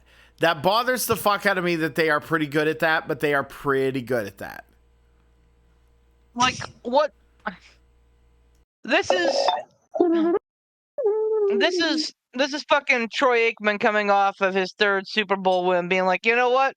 I'm gonna go play in the CFL. Like, you're right. I love sports ball too. Patrick Mahomes. This is fucking. Oh damn it, dude! I don't know, man. This is fucking. Sidney Crosby going. You know what? I'm gonna go ahead and play in the Canadian hockey leagues. Hey. Like, yeah, okay. Like, isn't it slumming it a little bit? Like, they're celebrating it like she's a big fucking deal, and she is. Like, Becky Lynch is super cool, and I like Becky Lynch a lot, and she's got a lot to offer. But isn't this a hollow victory? But didn't people celebrate? Like, didn't somebody on this podcast say that it was great when Finn Balor went down there and won the NXT championship after being the first ever Universal champion? Man, that's apples and fucking hamburgers, man. Is it though? Because it sounds like the same exact thing, except Becky Lynch is there for Finn Balor and one was Becky Lynch. Becky Lynch is there for maybe a month. Finn Balor was there as like a dude. Like, he was like, hey, I'm the prince. I run this shit now. And he was there for what, like 6 months more? Becky Lynch is going to be there for not even a month. She's going to be there through No Mercy, lose the title back to Tiffy, and then that'll be that. So, Tiffy tough guy. But again, you gotta kind of think about this idea. Is it a little bit of a Pyrrhic victory? Sure. Sure. It's a little bit of a Pyrrhic victory, but like, what they're doing is they're kind of buffering the whole eyes on product thing. They're getting eyes on product. Okay. They're doing something that you didn't see coming. And Becky Lynch holding the title, like winning the title like that, is a credible thing. It is a credible thing because she comes down there, just like kicks in the fucking proverbial dick of everybody, and then wins the title. Like, just has it. She just has it. Because reasons. Like, and I understand because reasons is not necessarily a good thing to, like, have all the time. But in this situation, I would like to refer back to, you could argue the Finn Balor thing. Dolph Ziggler. Dolph Ziggler went down there. He did the thing. He did the same kind of thing. He went down there. He added a little bit of legitimacy. He added in a little bit of credibility. Not to take anything away from the NXT folk, but like it. But that's my point. Is that like he too was there for only a cup of coffee. He was. Though. I know he was. A big. I understand that. I know that's why you had a problem with that. But let me finish my thought. It still injected a little bit of thing. It wasn't something that was not believable. It is believable that Dolph Ziggler goes down there and does that. It is believable. Because, yeah. It's expected. It did what? He said it's expected. Am I wrong? Like, Becky, yeah, I totally sat there and went, you know here. what they're going to do? They're going to put Dolph Ziggler in NXT and he's going to win the belt. I didn't fucking see that shit coming. I didn't see him winning the belt. In fact, when we did the picks for it, I was like, Dolph Ziggler's not winning that fucking belt. But why shouldn't he? He's the fucking main roster guy, not fucking Braun Breaker. Like, just, again, that's why like shouldn't a fucking Becky Lynch pro win? athlete. That's what I'm saying. Like, why shouldn't a pro athlete go and beat what's tantamount to? I won't call them amateurs, but they are certainly not pros to the level that WWE main roster are. Like, why they're like, it's not an accomplishment. That's my point, is that there's nothing to fucking celebrate here. So there was no outrage for Finn. So you're saying timing was everything. If Becky had been down there for 6 months and then won the title, you're good. I think if Finn was in a different NXT too. Finn had real fucking, like, honest to God indie guys that were really fucking good. Finn had Adam Cole. Finn had fucking Keith Lee. Fucking Karrion Kross. Finn had, all kinds fucking feast your eyes. All kinds of these fucking indie darlings that we're honest to God competition. NXT since the rebrand has not been that. It has been homegrown, like, guys and gals that they're like, okay, let's shoot our shot with our people. So let's stop bringing in people. That's not a problem, but they're relatively unheard of. So yeah, it's amateur hour. Finn Balor didn't go in and beat a bunch of amateurs. He beat I'll say B tier. Okay, I'll say B tier athletes, just for the point. And not because they were any less talented, but because they didn't hit the kind of levels that he hit on the main roster. Because to Ransom's point, he was the first ever Universal Champion. A lot of clout. But the people that are in NXT now are not that. The people in NXT now are like, the fucking minor leagues. And Becky Lynch is like, yes, I finally did it. Like, of course you fucking did. Like, that's like a fucking 12th grader going up into a fucking a trivia contest with a bunch of 5th graders and be like, I'm the smart one here. Of course you are, because that's how it's supposed to be. Okay. Before I want to add a little perspective into this, okay? No.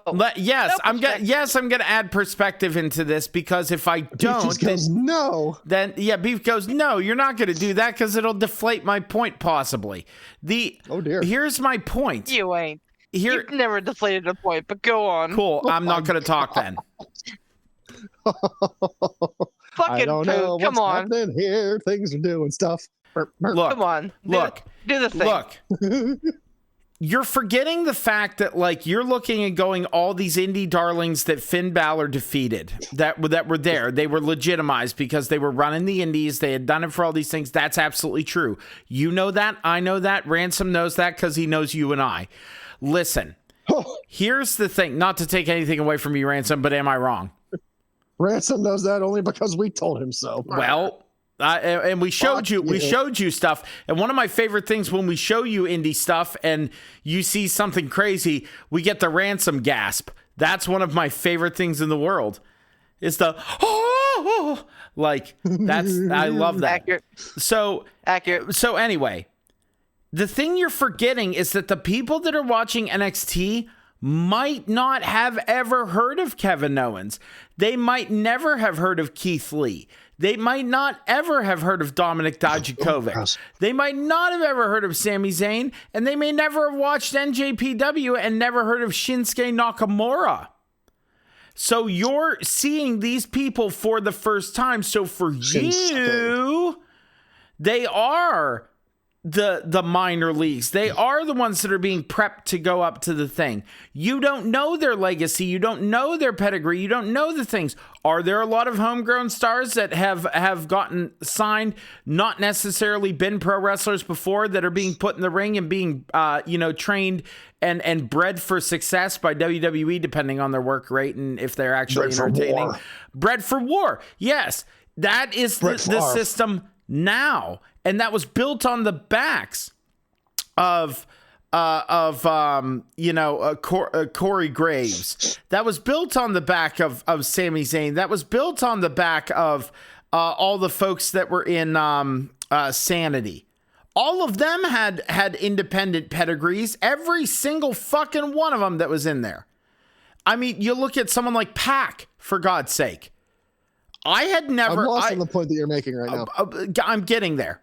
What are you blathering about? What I'm blathering about is the point that you're sitting here and you're saying that these people that are here, sure, some of them are homegrown, but there are some people in there that cut their fucking teeth on the indies and did the fucking thing. And you might not have ever heard of them, because how, aside from like the casual goer is not necessarily familiar going and digging deep into like YouTube, like not what used to be the tape trade, but like you're sitting there and you're going like, it's all these different things. Theoretically, to the casual viewer, they're looking and they're seeing this, and then Becky Lynch comes down and wins the belt. Yeah, but the other thing that you're forgetting, it doesn't negate, like, it doesn't deflate anyone that's there, because the person who takes the belt off Becky Lynch, the fucking man, is going to get a rocket strapped to their back. It's going to immediately legitimize them. You need that occasionally to build a star, to fast track. Sure, is Becky Lynch going to be champion for a long run? Absolutely not. But whoever fucking beats Becky Lynch is going to immediately have a pedigree. It's gonna happen. And as long as they can take advantage of that work with WWE and make sure that they put in the work, you're building future stars doing that. It's kind of a quick way to fucking do it. It's kind of quick and dirty, but it fucking works, because you could say, I won this NXT championship, this NXT Women's Championship from the man, Becky Lynch. And it doesn't fucking hurt Becky's stock, not even one fucking bit, and it builds another star. Is it like the most non-ham-fisted way to do things? Absolutely not. But it's a way to fucking do it. So I think I made my fucking point here. Would you agree? Would you? No, I hear what you're saying, but I do want to restore. First of all, in terms of the crowd that was watching NXT being like, who's Adam Cole? What's Kevin Owens? No, man. That NXT, black and gold NXT, was built around the crowd who knew those guys. And I refuse to believe anything different. Like, did you maybe snare an occasional casual? Absolutely. But that's why NXT ratings were like 300,000 or so. It's also that's being why booked they weren't by getting... age, too. That's not disputed. But my point here is that, like, the people that you're talking about, like, oh, well, they've never seen them. Like, yeah, they fucking well did. Like, yeah. So there's that. From a business standpoint, strictly business, what they did makes sense. More importantly, it makes dollars and cents. They got eyes on the product. It was the highest rated NXT episode of 3 years, whatever. It's gonna get seats sold for No Mercy, which again is shaping up to be a great show. I'm not disparaging anything here. I am simply saying that I believe in the long run, assuming Tiffany Stratton is the one to beat Becky Lynch for the title. And it could be way off. It may be somebody else, but I think that's how it's going to go down in a couple weeks. I think that it was a ham-fisted attempt at, fucking giving to the lower masses, lowest common denominator. Like, I think it was a desperate attempt at a cheap pop. And as I mentioned earlier, desperation is a stinky, stinky, stinky cologne. It's a cheap pop, but man, it's the same thing as a bar band deciding what Def Leppard song are we gonna play? Are we gonna play Rock Rock Till You Drop, or are we gonna play Pour Some Sugar on Me? Which one's gonna get the bigger fucking pop and engage the crowd? I'll say this: Becky Lynch was doing nothing after the Trish Stratus feud. Like, there was nothing else for her. The Trish Stratus shrewd. The Trish, you heard me. The Trish Stratus feud.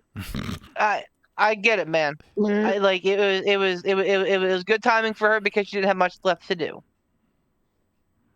I just think, I don't know. I feel like the women's division in NXT right now is on a different, much lower level than when Becky originally competed there. Yeah, but if you stand there and go like, you're not Becky Lynch, then you're never going to build any other crowds. Like, you're not going to build any other talent. Like, that's the point. Is like, if you sit there and go like, well, you're not Bayley. Well, duh. By the way, Bayley's fan, what was the Bayley fan name? What was her name? I don't remember her name. You remember that little girl? She had her first ring entrance in her first indie match. I saw that. Yeah, it's kind of cool. Good for her. That is really cool. Yeah. Good to see fucking dreams living on. Yeah, man. I just like, even in a perfect world where Tiffany Stratton beats Becky Lynch clean at No Mercy, does it help Tiffany? I think it does. I think it does. Does it help her more than it hurts? Probably a little bit. I'm never one for dropping the belt and then dropping it right back a few weeks later. Like, that is just not something that I'm ever going to get behind. Unless it's the hardcore title or something of that ilk. Like, and I mean, I will listen to arguments for the TNT title being treated like that because it's the TV title. But like, I don't see the intelligence there. The acumen is not there for me. It's bad optics.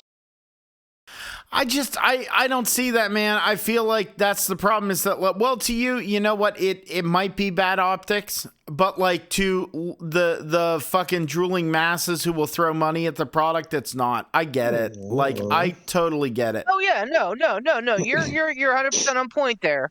Like, when you're talking about the business, yeah, man, it's a smart money play. I just think that it's a dumb, and it draws ideas. Intelligent. Yeah, but if if you go highbrow all the time, man, sometimes that's how you get your that's how you end up bent over sniffing your own farts. You know what I mean? Like, am I saying it's the most interesting thing in the world? Absolutely fucking not. What I'm saying is, they know what they were doing, they knew what they were doing, and it's gonna fucking work. So let me bend this a different way then. What if, because we're assuming that Tiffany's going to get one over on Becky, which I think is going to happen, but what if it's not clean? Like, what if Tiffany Stratton beats Becky, but she has interference, or she cheats or some shit? You build a shit-eating heel. You see, so you think that has just as much value? I'm not saying it. I didn't say that. I didn't say that. That's said my that. Question. No, but does it have as much value? No, but you didn't pose it that way. Does it have as much value? Absolutely not. So that's the thing, though, is you have to go like, okay, you're gonna do this, make the right call. That's the point. Is like they have to make the right call. And as we know, WWE has a track record of 1,000% making the right call all the time. So where do you stand if in 3 weeks' time Tiffany beats Becky Lynch, but it's not clean? Where does your argument fall then? Well, my argument doesn't fall anywhere, and I sit there and I go like, you made the wrong choice. But it got eyes on the product, and from a business standpoint, it fucking worked. Like, it got people there, it got people seeing things. But that's the problem. That's where instead of it becoming a steak, it becomes junk food. That's the problem. Okay. That's the point. I feel you, and I respect you. You know, having that conviction. Ransom, you've been awfully quiet in this discourse. 1877 cars for kids. AARS cars for kids. Not a sponsor. Not a sponsor. Fucking could be. Oh my God! Not a sponsor. Not a sponsor today. Donate your car today. You just fucking unlocked a fucking core meme memory for me. Jesus Christ! 1877 cars for kids. That shit is so funny. Oh God. Oh, good God. Oh, thank you. I needed that. Look, I don't know. I'm the wrong person to ask about this, because I don't know that I've ever been a fan of, okay, we start at tier 3, we go up to tier 2, finally make it to tier 1, and now we go back down to tier 2 for a little bit. For I don't know why. And we go back up to tier 1 again. I don't know. I don't know. I don't like it. I think NXT is a developmental. I think if somebody goes back to NXT, it should be gross. Like a one-off surprise. Or it's to get somebody over. I don't think I necessarily support the idea of a main eventer on the main roster, if you would, who has won several titles on the main roster, goes back to developmental and wins a developmental title. He's main event at WrestleMania, for Christ's sakes. Yeah, I don't know. Like, it seems weird to me. But then again,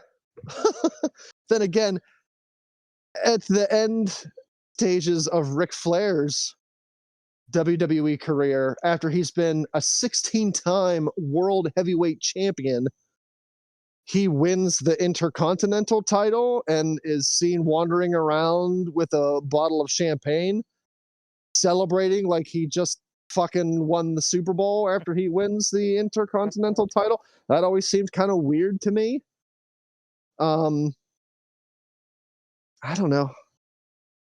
I could do without Becky Lynch winning a championship on NXT. I don't think I have any problem with main event people, occasionally going back to NXT and having a one-off program down there.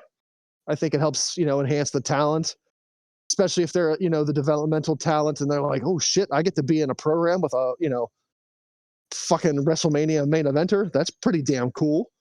Like if I was in NXT and, fucking Seth Rollins came down to NXT and I got to be in a program with him. All right. That's pretty fucking cool. It seems strange to me though, to have a main eventer, a former multi-champion WrestleMania headlining main event star go back to NXT and win a championship there. I think I'd have less of a problem if they were healing up really, really big. Like if Becky went to NXT, who'd she beat? Tiffany Stratton. Okay, so I'd have less of a problem if she went back to NXT, beat Tiffany Stratton for the NXT title, and then like a week later, just like relinquish the title. Be like, I just want to come down here to show you clowns that like I'm the fucking best. Like I'm the man. I could beat anybody here. I don't need this title. I don't want this title. Bye. But again, like on the other side of that, that doesn't help the NXT Women's Championship for anything because like she just kind of made a mockery out of it. It's fantastic though. I love that idea, but yeah, no, absolutely, it's definitely like killing the fucking title for a fucking goof. It does. But like I don't know. I don't necessarily know that I see the value in this move. It almost feels to me like WWE was like, well, shit. We don't have anything for Becky Lynch to do right now. We don't want to not use her, but we don't want to use her in just like a random throwaway program.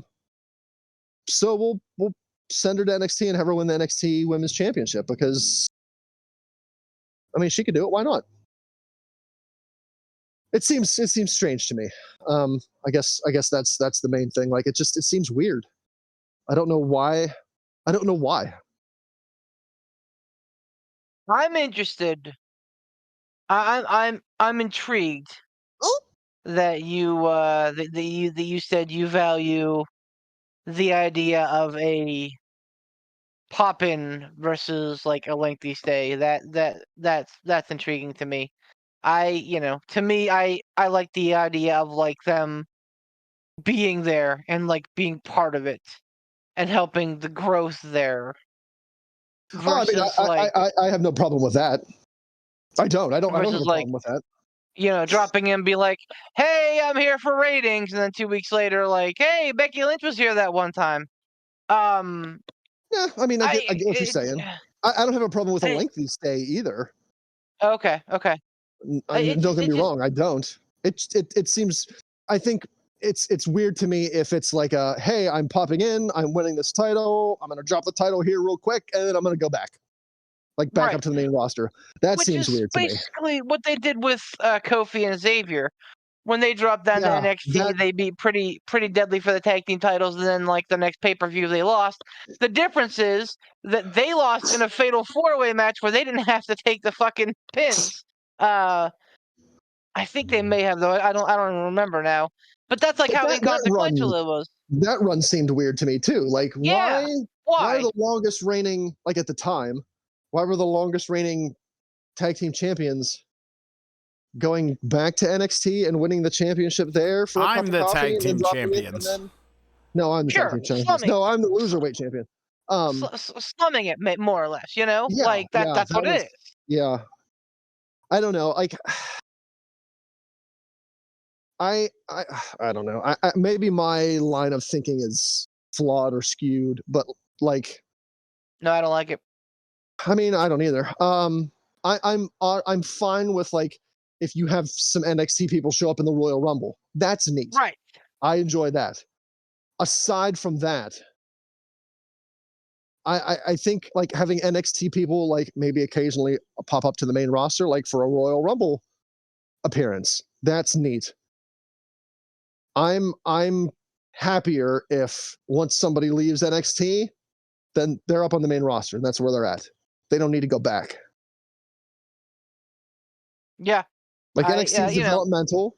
We all know that. I'm not saying that it's bad, but if you're fostering it as your developmental brand, this is where new young people come to learn then let it be that. Don't send main event people back down there for title winnings to win a title and then drop it and then go back to the main roster. That, I don't know. That doesn't do anything for me. Like I get it. And again, like I think to me, it becomes length of stay. Like if you're there to be a hand and like help the growth of NXT, and again, like I don't think it was developmental back then. I think it was an honest to God option at a third show, and then Vince was like, nope, we failed at this, so now it's going to be back to developmental. I think it was developmental, and then a third show, and then back to developmental. So, like, again, apples and oranges, but, like, honestly, like, length of stay has a lot to do with it. If you are there for the long haul, and this is kind of the CM Punk argument, if you're there for the long haul and you're actually trying to put people over, hell yeah, more power to you. If you're there for, like, a 5-week stint where you're going to win a title and lose a title, why? It screams of desperation, it screams of mediocrity, and I don't like it. Speaking of things I don't like and mediocrity. Oh boy. Here we go. Yeah. The Goldberg of the women's division comes back. Yeah, Nia's back. Yay. My Bloodline. My buddy Greg texted me on Monday night. I'm watching football because something different. I'm still watching football because it's the month that ends in Burr, and I'm watching football. But he's like, hey, Nia Jax to come back. Raquel just said that she's not like most girls. Ha ha ha ha. And I was like, what? And he's like, no, I'm kidding, man. I'm like, okay. And then, yeah, sure fucking enough, Nia Jax was back at the end. He's like, oh no, I fucking called it. And I'm like, what? And I flipped over, and yeah, there was fucking Nia Jax getting a bonsai drop on Rhea Ripley. And I'm like, well, this happened. That's a thing. Look, and like, I'll say this. The only way that I'm okay with this is if Nia Jax joins the and oddly enough, Nia Jax joins the Bloodline, and the Bloodline feud with Judgment Day. Ooh. But again, both stables are heels. So does that make a whole lot of sense? Not too much. Face turn for the Judgment Day. Does that do good things for them? I don't know that it does. No. I think they become the cool heels. It's that cool heel thing. Like, Finn Balor's always had cool heel vibes. Like, you know Finn what I mean? Balor, Rhea Ripley, they could be cool heels. Damian Priest, he could be a cool heel. Dominic? No. Oh, yeah, Dom. People like Dom. No, man. Dominic I think Mysterio is a shit-eating, swarmy, slimy heel. He can't be a cool heel. I don't think so. I agree. People would not buy that. I don't think so. I think that the Bloodline's closer to faces than the Judgment Day are. Fucking Poot. When he's defeated and he knows he's fucking defeated, he grumbles like a fucking old man. Boy, man, you really are needling me tonight. I hate football season beef. Buddy. He's the fucking I'm worst. Sorry. No, you're fucking sorry, not. Booger. You never have been in the 20 plus years that we've fucking known each other. You're right, but it's all for comedy. No, it's not for. all for comedy. I don't see the Bloodline as faces are closer to faces. People want to like the fucking Judgment Day. They want to like them. Yo, there's probably about 40% that cheer the Bloodline, that put their fucking fingers in the air when Roman says, "We the ones," that fucking acknowledge your tribal chief. I think that there's a lot of fucking people that do that, man. A lot of fucking people that do that. I think I think that number's fallen off since fucking WrestleMania, because we were all like, okay, this is the logical end of the story. And then the story continues, and we're like, oh, all right, well, okay. Yeah, exactly. I mean, okay. That's exactly it. Okay. But for a while there, I think that there was a growing contingent of people that were, like, willing to accept that. And I think that, not a lot of changes would have to be made in order to make the bloodline faces. But why not? I think that I agree with Ransom. And honestly, I think it's a bad idea to make Dominic Mysterio a face right now. He is doing so incredibly well as a shit-eating heel. Why would you change anything? Why? We're belaboring the point. Okay, so I'm probably the biggest Nia Jax defender you're gonna find, at least on this side of the podcast. Oof. I saw Soft. No, I saw talent. in her. Soft. Not like the best talent in the world, but I thought that there was a good base. That if she put the work in, and if she wanted it, that she could be a very talented, monster. The fuck? It's fine. It sounded like an old school alarm clock went off. What are you doing over there? Sure did. Sounds like an old school alarm clock went off, and he's like, "Oh God, I gotta stop that." Like 2 seconds after it started. This podcast. So he puts his fucking. This podcast was a fever dream. I'm late for work. Time to get up. I gotta go to work. He puts his fucking hand in between the little hammer and the bell, like it goes, and he's like, "Oh, stop that noise right now!" And it's just they're like beating the shit out of his hand as we speak right now. Ransom fucking jumps out. Ransom fucking jumps out of bed, and he's like, "I'm gonna get to work," and puts on his pork pie hat, and he has a briefcase with a shirt arm hanging out of it, running. Is it? What? Yep. Do I work for Mad Men? Anyway, Lene, I don't remember her last name. No, not Lenny. Not Lanny. Lenai or whatever the hell. Nia Jax. So I think that she could have been a monster heel. Something different. I think that she could have been something something different. I think that she could have been a monster heel. I really do. But I think that Botchamania got in the way. Not the show, just her being a fucking botch machine. Let's not forget the classic. Oh, my hole. I can't believe that you have reserved brain space for that. Another thing I forgot about. Oh, Lord. I watched that on the weekly and become amazingly aroused. All right. Absolutely a planned spot. Absolutely a planned spot that she was like, "Hey, this is gonna go fucking viral."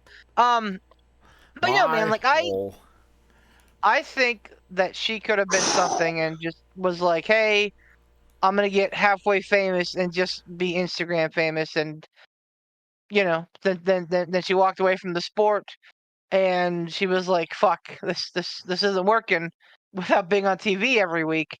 So now it's Rock and a Hard Place time. So again, see what you did there. And unintentional. I wish I could take credit for that. I think that she's definitely at a decision point though, where she either has to commit to being a wrestler or not. And I'll say this: if she admits, commits to being a wrestler. Oh God, he did everything just collapsed inside of him for a second. There was a moment. If she commits to being a wrestler, if she buys in, if she does the fucking work, yeah, you know what? Let's give her a shot. But first time she fucking hurts somebody, fucking cast her out. So in 3 weeks. That needs to be a line in her contract. If you hurt somebody for real, you're going away again. Forever. Goodbye. Oh. Fucking Vince McMahon on his last Raw that he runs gets one last parting shot in. But see, whenever you were talking about mediocrity and stuff, I thought we were going to do a Stump the Champs. I mean, we can do that. It bared repeating that Nia Jax was back, and I think we gave it more than enough time it deserved. Damn. Fair. It's fair. Look, yeah, we can. I'm not trying to be terrible. If she's putting in the work and her ring work's improved and stuff like that, go Nia Jax, go. But until we see that happen, Dice sister, prove us wrong. No, Nia Jax, no. No. All right, yeah, we can probably do some Stump of Champs here. Hooray! All right, so I'm bored already. we got some fucking spam here. That's great. Clean up the inbox here. All right, Pat sent us one. Dave sent us one. Nothing from Ryuk. Okay, so we got one from Pat. Oh, Ryuk. We can do a double deuce. Do them both. We'll give it. Well, I mean, Pat has like 4 in here because that's just what he does. Thanks, one from Pat, one from Dave. No, I'm kidding. He has 2. All right, he can do what he wants. Fucking damn it. Salient point. Man has a salient point, and that's another champ's word. Fucking, he says. Be so upset that Pat's the champ again. Oh, I love it. I'm not happy.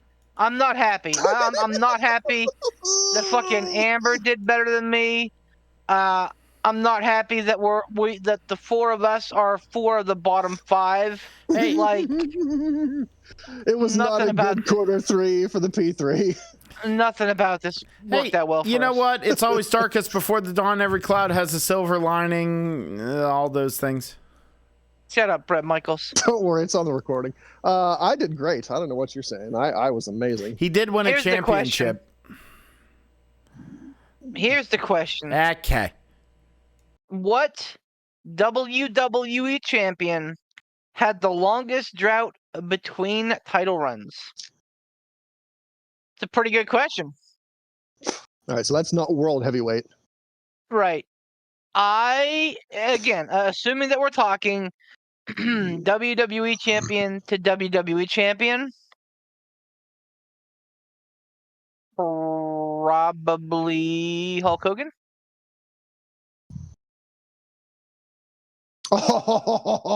Oh. Yeah, he did go away for a cup of coffee. He won at WrestleMania 9, lost it at King of the Ring that year, and then won the Undisputed title in like 2002? Yeah. So that would have been about 10-ish years, about a decade in between. WWE. What about The Rock? Are you saying in defenses or regain? Like, from when they lost it to when they got it back. Oh, Lord. Oh, yeah, The Rock was gone for 7 years. Yeah, just 7. Hogan was gone longer. Right, but he didn't win the title when he came back. Who? He didn't win the title, The Rock. He didn't win the title to the following Royal Rumble, so that would have been 8 years. And he didn't have the title when he left. Can you reread the question? Yes. I'm sorry. Whoops, that's a text message. Hello. What WWE champion had the longest drought between title runs? Oh, title runs. Oh. Yes. So Hollywood Rock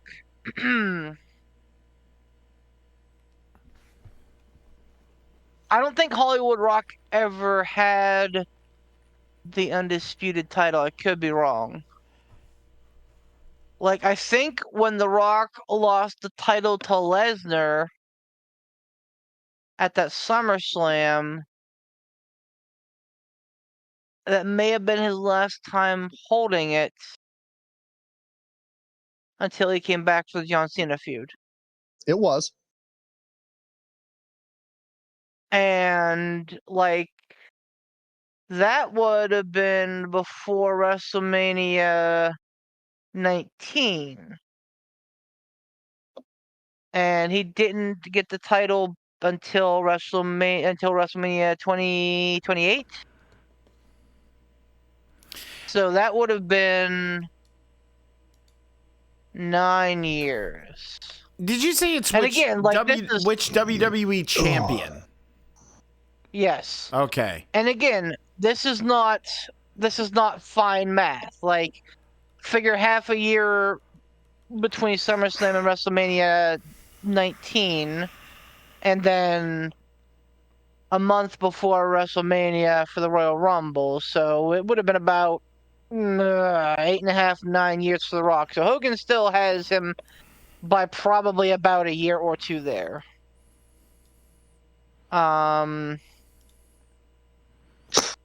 WWE champion. See, like, my initial nice. My initial thought was Edge, but that would have been between Reigns. No, I guess not. Yeah, had he won it after he came back. Because I was thinking that too, but he didn't win it when he came back. No. No. Michaels? No, he won the World Heavyweight Championship when he came back. He never won the WWE title again.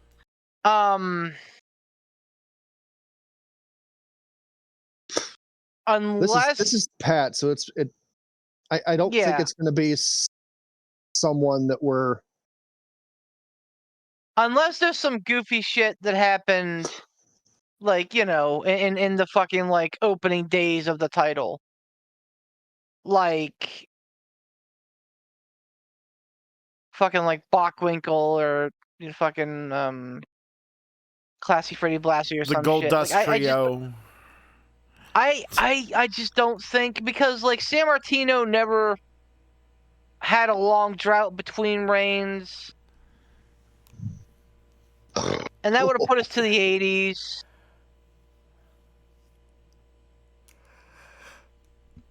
Macho Man won at WrestleMania 4, lost it at 5, had it back by 8, so that was only a few years. What about... No, never mind. Well, are we saying... Well, he said specifically WWE. Right, which I'm assuming incorporates the WWF title lineage as it always has. Man, I am hard-pressed to think of anybody longer than Hogan. I mean, I know it seems like an obvious answer, but, like, I might have to go... Here's the thing with Pat, though. He's not going to throw us a softball. But I don't think that he thinks that this is a softball, though. I think that he thinks he may legitimately get us, but it's just something that's not in my blind spot. Like, he underestimates me. I like how there was no us in that statement. But you're also correct, Beef. Like, you have a weird knack for being able to, like, remember, like timelines like that. I don't know how you do it. It's that scene in what is it? The Hangover, where, like, Zach Galifianakis is, like, sitting there looking at the cards and there's just geometry flying by him. Yep. Like, that's really how it is with you. Yeah,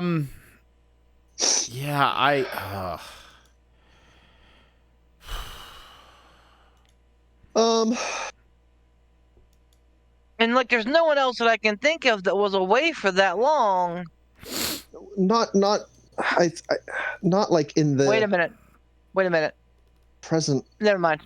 Ish. Wait, I was thinking Undertaker, but he had that little, like, middling run before the Ministry of Darkness. Yeah. Well. No, I cut myself off there. It's got to be Hogan. Like, it's got to be Hogan. Brock Lesnar had a pretty big stint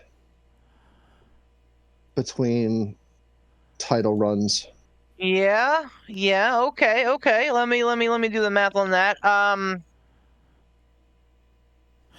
still don't think it's anybody that's going to be, like, recent-ish. Like, I have a feeling with Pat, it's going to be... Lesnar would make a lot of sense, actually.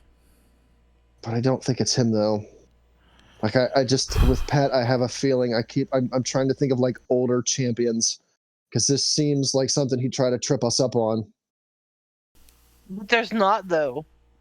Like, I like to think that I have a pretty good, because like back in the day, the WWE title didn't really change hands that often.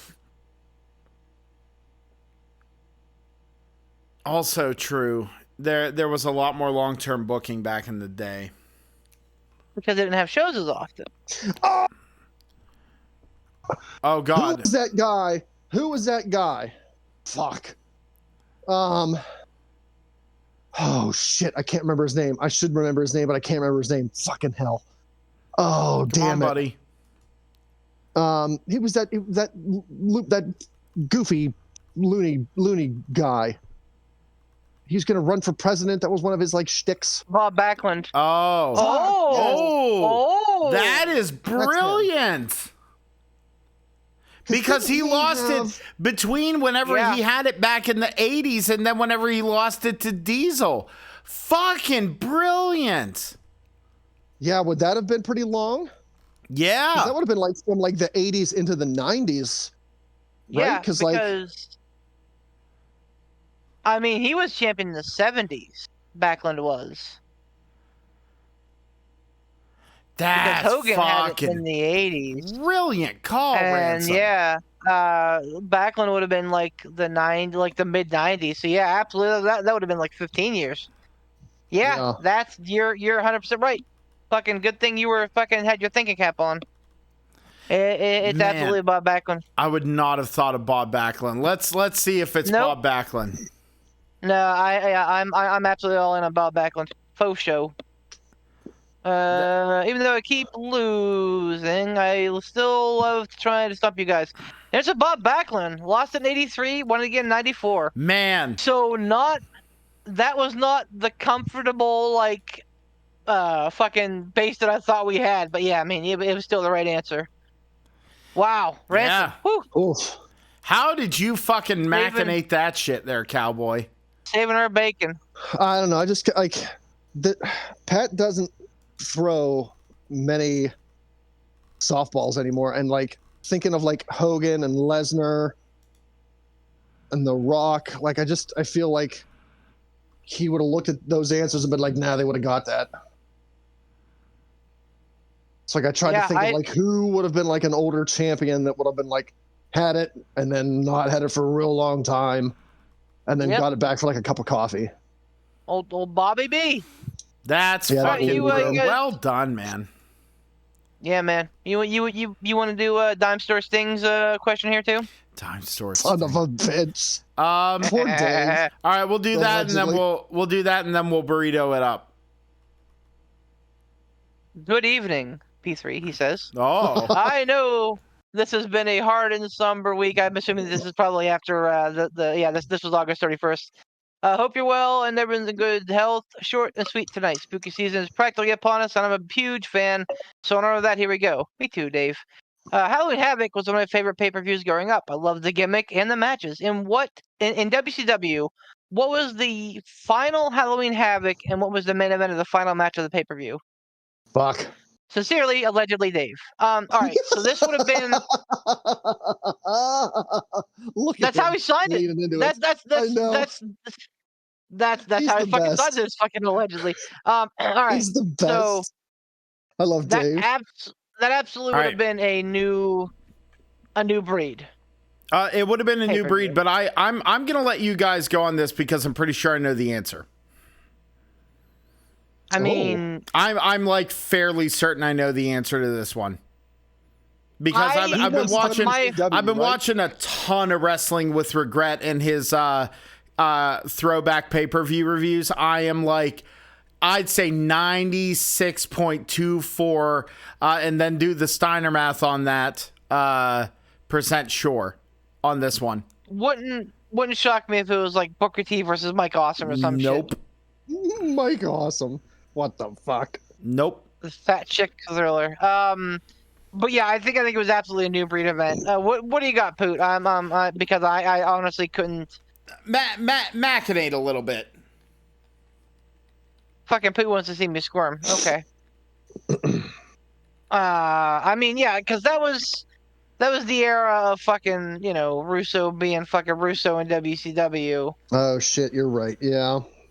And like, I think this would have been after the title reset.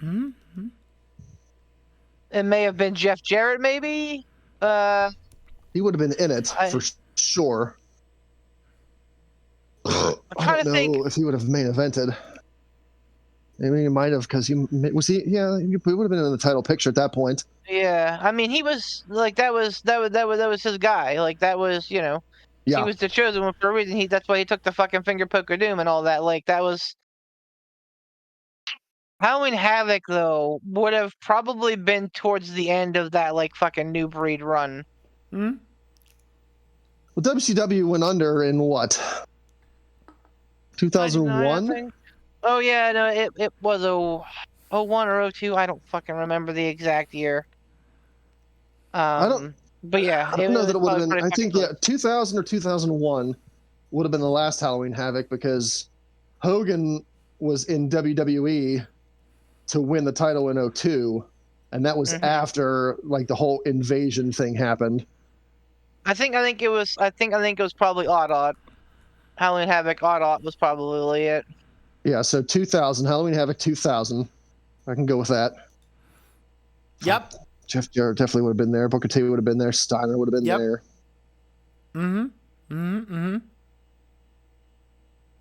Goldberg would have still been there. You guys want my take on this? Yeah, fucking, if you fucking know the answer, I've been fucking begging for it for 3 minutes here. All right, the main event of this one was Goldberg versus Chronic. It was a handicap elimination match. Yeah, that's right. If Goldberg lost, he had to leave WCW. Bingo. That's the one. And the match lasted for a whole fucking cup of coffee. It was quite literally somewhere around the 3 or 4 minute mark. It was somewhere around there. Oh my god. Goldberg. That is so outside of my fucking like scope of anything I thought would have actually been legit. Dude, from when I had, it was like a doof spear jackhammer. It was in and out. Yeah, it was silly because Chronic was like one of the most popular fucking teams they had at that time. They were one of the biggest like things, But fucking, and on that one, I'm pretty sure that there was like you had like. Mike Awesome was around there, like Jarrett and Sting were around that time too. It was like the Millionaires Club versus the New Blood. Like it was like that whole shebang. The Filthy Animals were running around, the Misfits in action with old fucking General Rex Shin. Like that's whenever they were trying to push like Palumbo and Stasiak. Like it was that like Jindrak and O'Hare were running around as the Natural Born Thrillers. Like it was boy howdy. Above average Mike Sanders. I loved above average Mike Sanders, man. He was my guy. Yeah, but that's the thing is it's in retrospect, we look back on that time as going, man, WCW was garbage, but you look back on it like fondly, like looking at a dog with 2 legs running around, you're like, oh, buddy. Like, you know what, I don't though. Now that you mention that, I don't, because I can remember, because I loved Halloween Havoc, Bash at the Beach. Like those old WCW, like those fun pay-per-views were always fun for me to go back and rewatch. They were silly. Towards the end, they were silly, but they had some fucking amazing matches at like the old Bash at the Beach. Oh, the old ones? And Halloween Havoc. Hell yeah. Yeah, because like some of them, like the one Halloween Havoc, you had fucking Macho Man versus DDP, which was fucking amazing. Yeah, man, that was a great fucking match. But like this one, Poot nailed this one, because this one, I remember looking back at this Halloween Havoc and going like, oh, this is how this one ended. Yeah, like a fucking 3-minute main event match with Goldberg doing a doof spear jackhammer. That's your main event of this fucking show, really? Yep. Fuck. Yeah, and like I said, it was because when I was home on my last bout of COVID, I had like nothing to do and I was running out of shit to like watch, and then that Wrestling and Regret popped up because I'm subscribed to his channel, and I fucking was like, oh yeah, I haven't watched his shit in a long time, and I went down the fucking rabbit hole, baby. I was like, man, there's so much goofy shit. Like and like there were so many good pay-per-views, but so many fucking just trash pay-per-views. And I remember this one because I'm like, this is how you send off WCW's Halloween Havoc. This is how you fucking do it. Yeah, it was a big disappointment. So that's compared the answer. To some of the earlier ones they had, which were just great, and then there was this one. You could tell that at this point, WCW was absolutely heading down the toilet. Like somebody had already pooed into the toilet, not flushed or not wiped, and was on their way to flushing. Yeah, because it was all shit, no paper, baby. And like they finally got out of the whole like old men WCW club, and they had all this young talent, this young generation in there, and that's how they fucking ended this show in a 3-minute squash match. Fuck. Yep. And let's do the answer here. And he says, thanks, guys, for all the funny, and obviously the R.I.P., Terry Funk and Bray Wyatt. The answer is as follows. The final Halloween Havoc was October 29th, 2000. Featured the final match of the evening was a no disqualification handicap elimination match between Goldberg and Chronic. Under the stipulation that if Goldberg lost, he would be forced to leave WCW for good.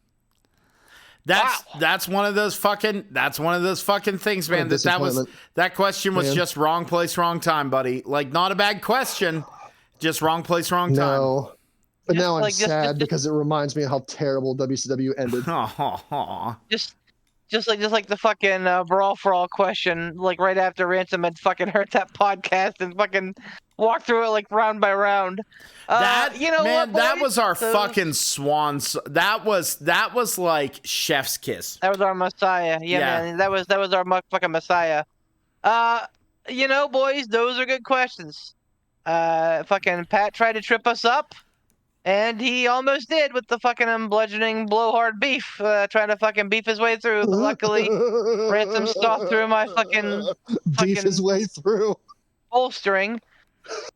And Dave, man, you would have fucking had us. You would absolutely have fucking had us. But our boy Poot, he doesn't miss much. When Poot is certain of something. And like I knew that was Poot's certainty. He's always fucking right. Listen. I am the king of goofy bullshit. I'm the king of goofy bullshit. Pat, Dave, though you may have bested our scores in the cruiserweight title hunt, you will never best our freedom, because today, fine sirs, you both lose, and you both get nothing. Oh, fuck. Well, Dave won a little bit because he made me sad. I mean, yeah, we're all sad. Yeah, that's me. Thanks, everyone. Check out our sponsors down in the description. Ransom's going to have this up on the YouTubes and the things, and I've been really good about putting it up on the other audio thingy been do's. Make sure you check us out there. Spotify, Apple iTunes, whatever it is, whatever it's called, Apple Podcast, Applecast, Pearcast even. Make sure to check it out. Casual Gaming Dad, Casual Gaming Dad's Corner, that's on Facebook. Casual Gaming Dad 84, that's on Twitch. Casual Gaming Dad on YouTube. Sean Tischler, we love you, buddy, and we're looking forward. We got a plan to go to an indie show sometime. We got to do it again.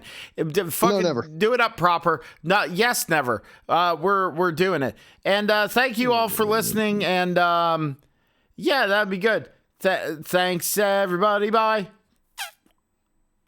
KARS Cars for Kids. KARS Cars for Kids. Donate your podcast today.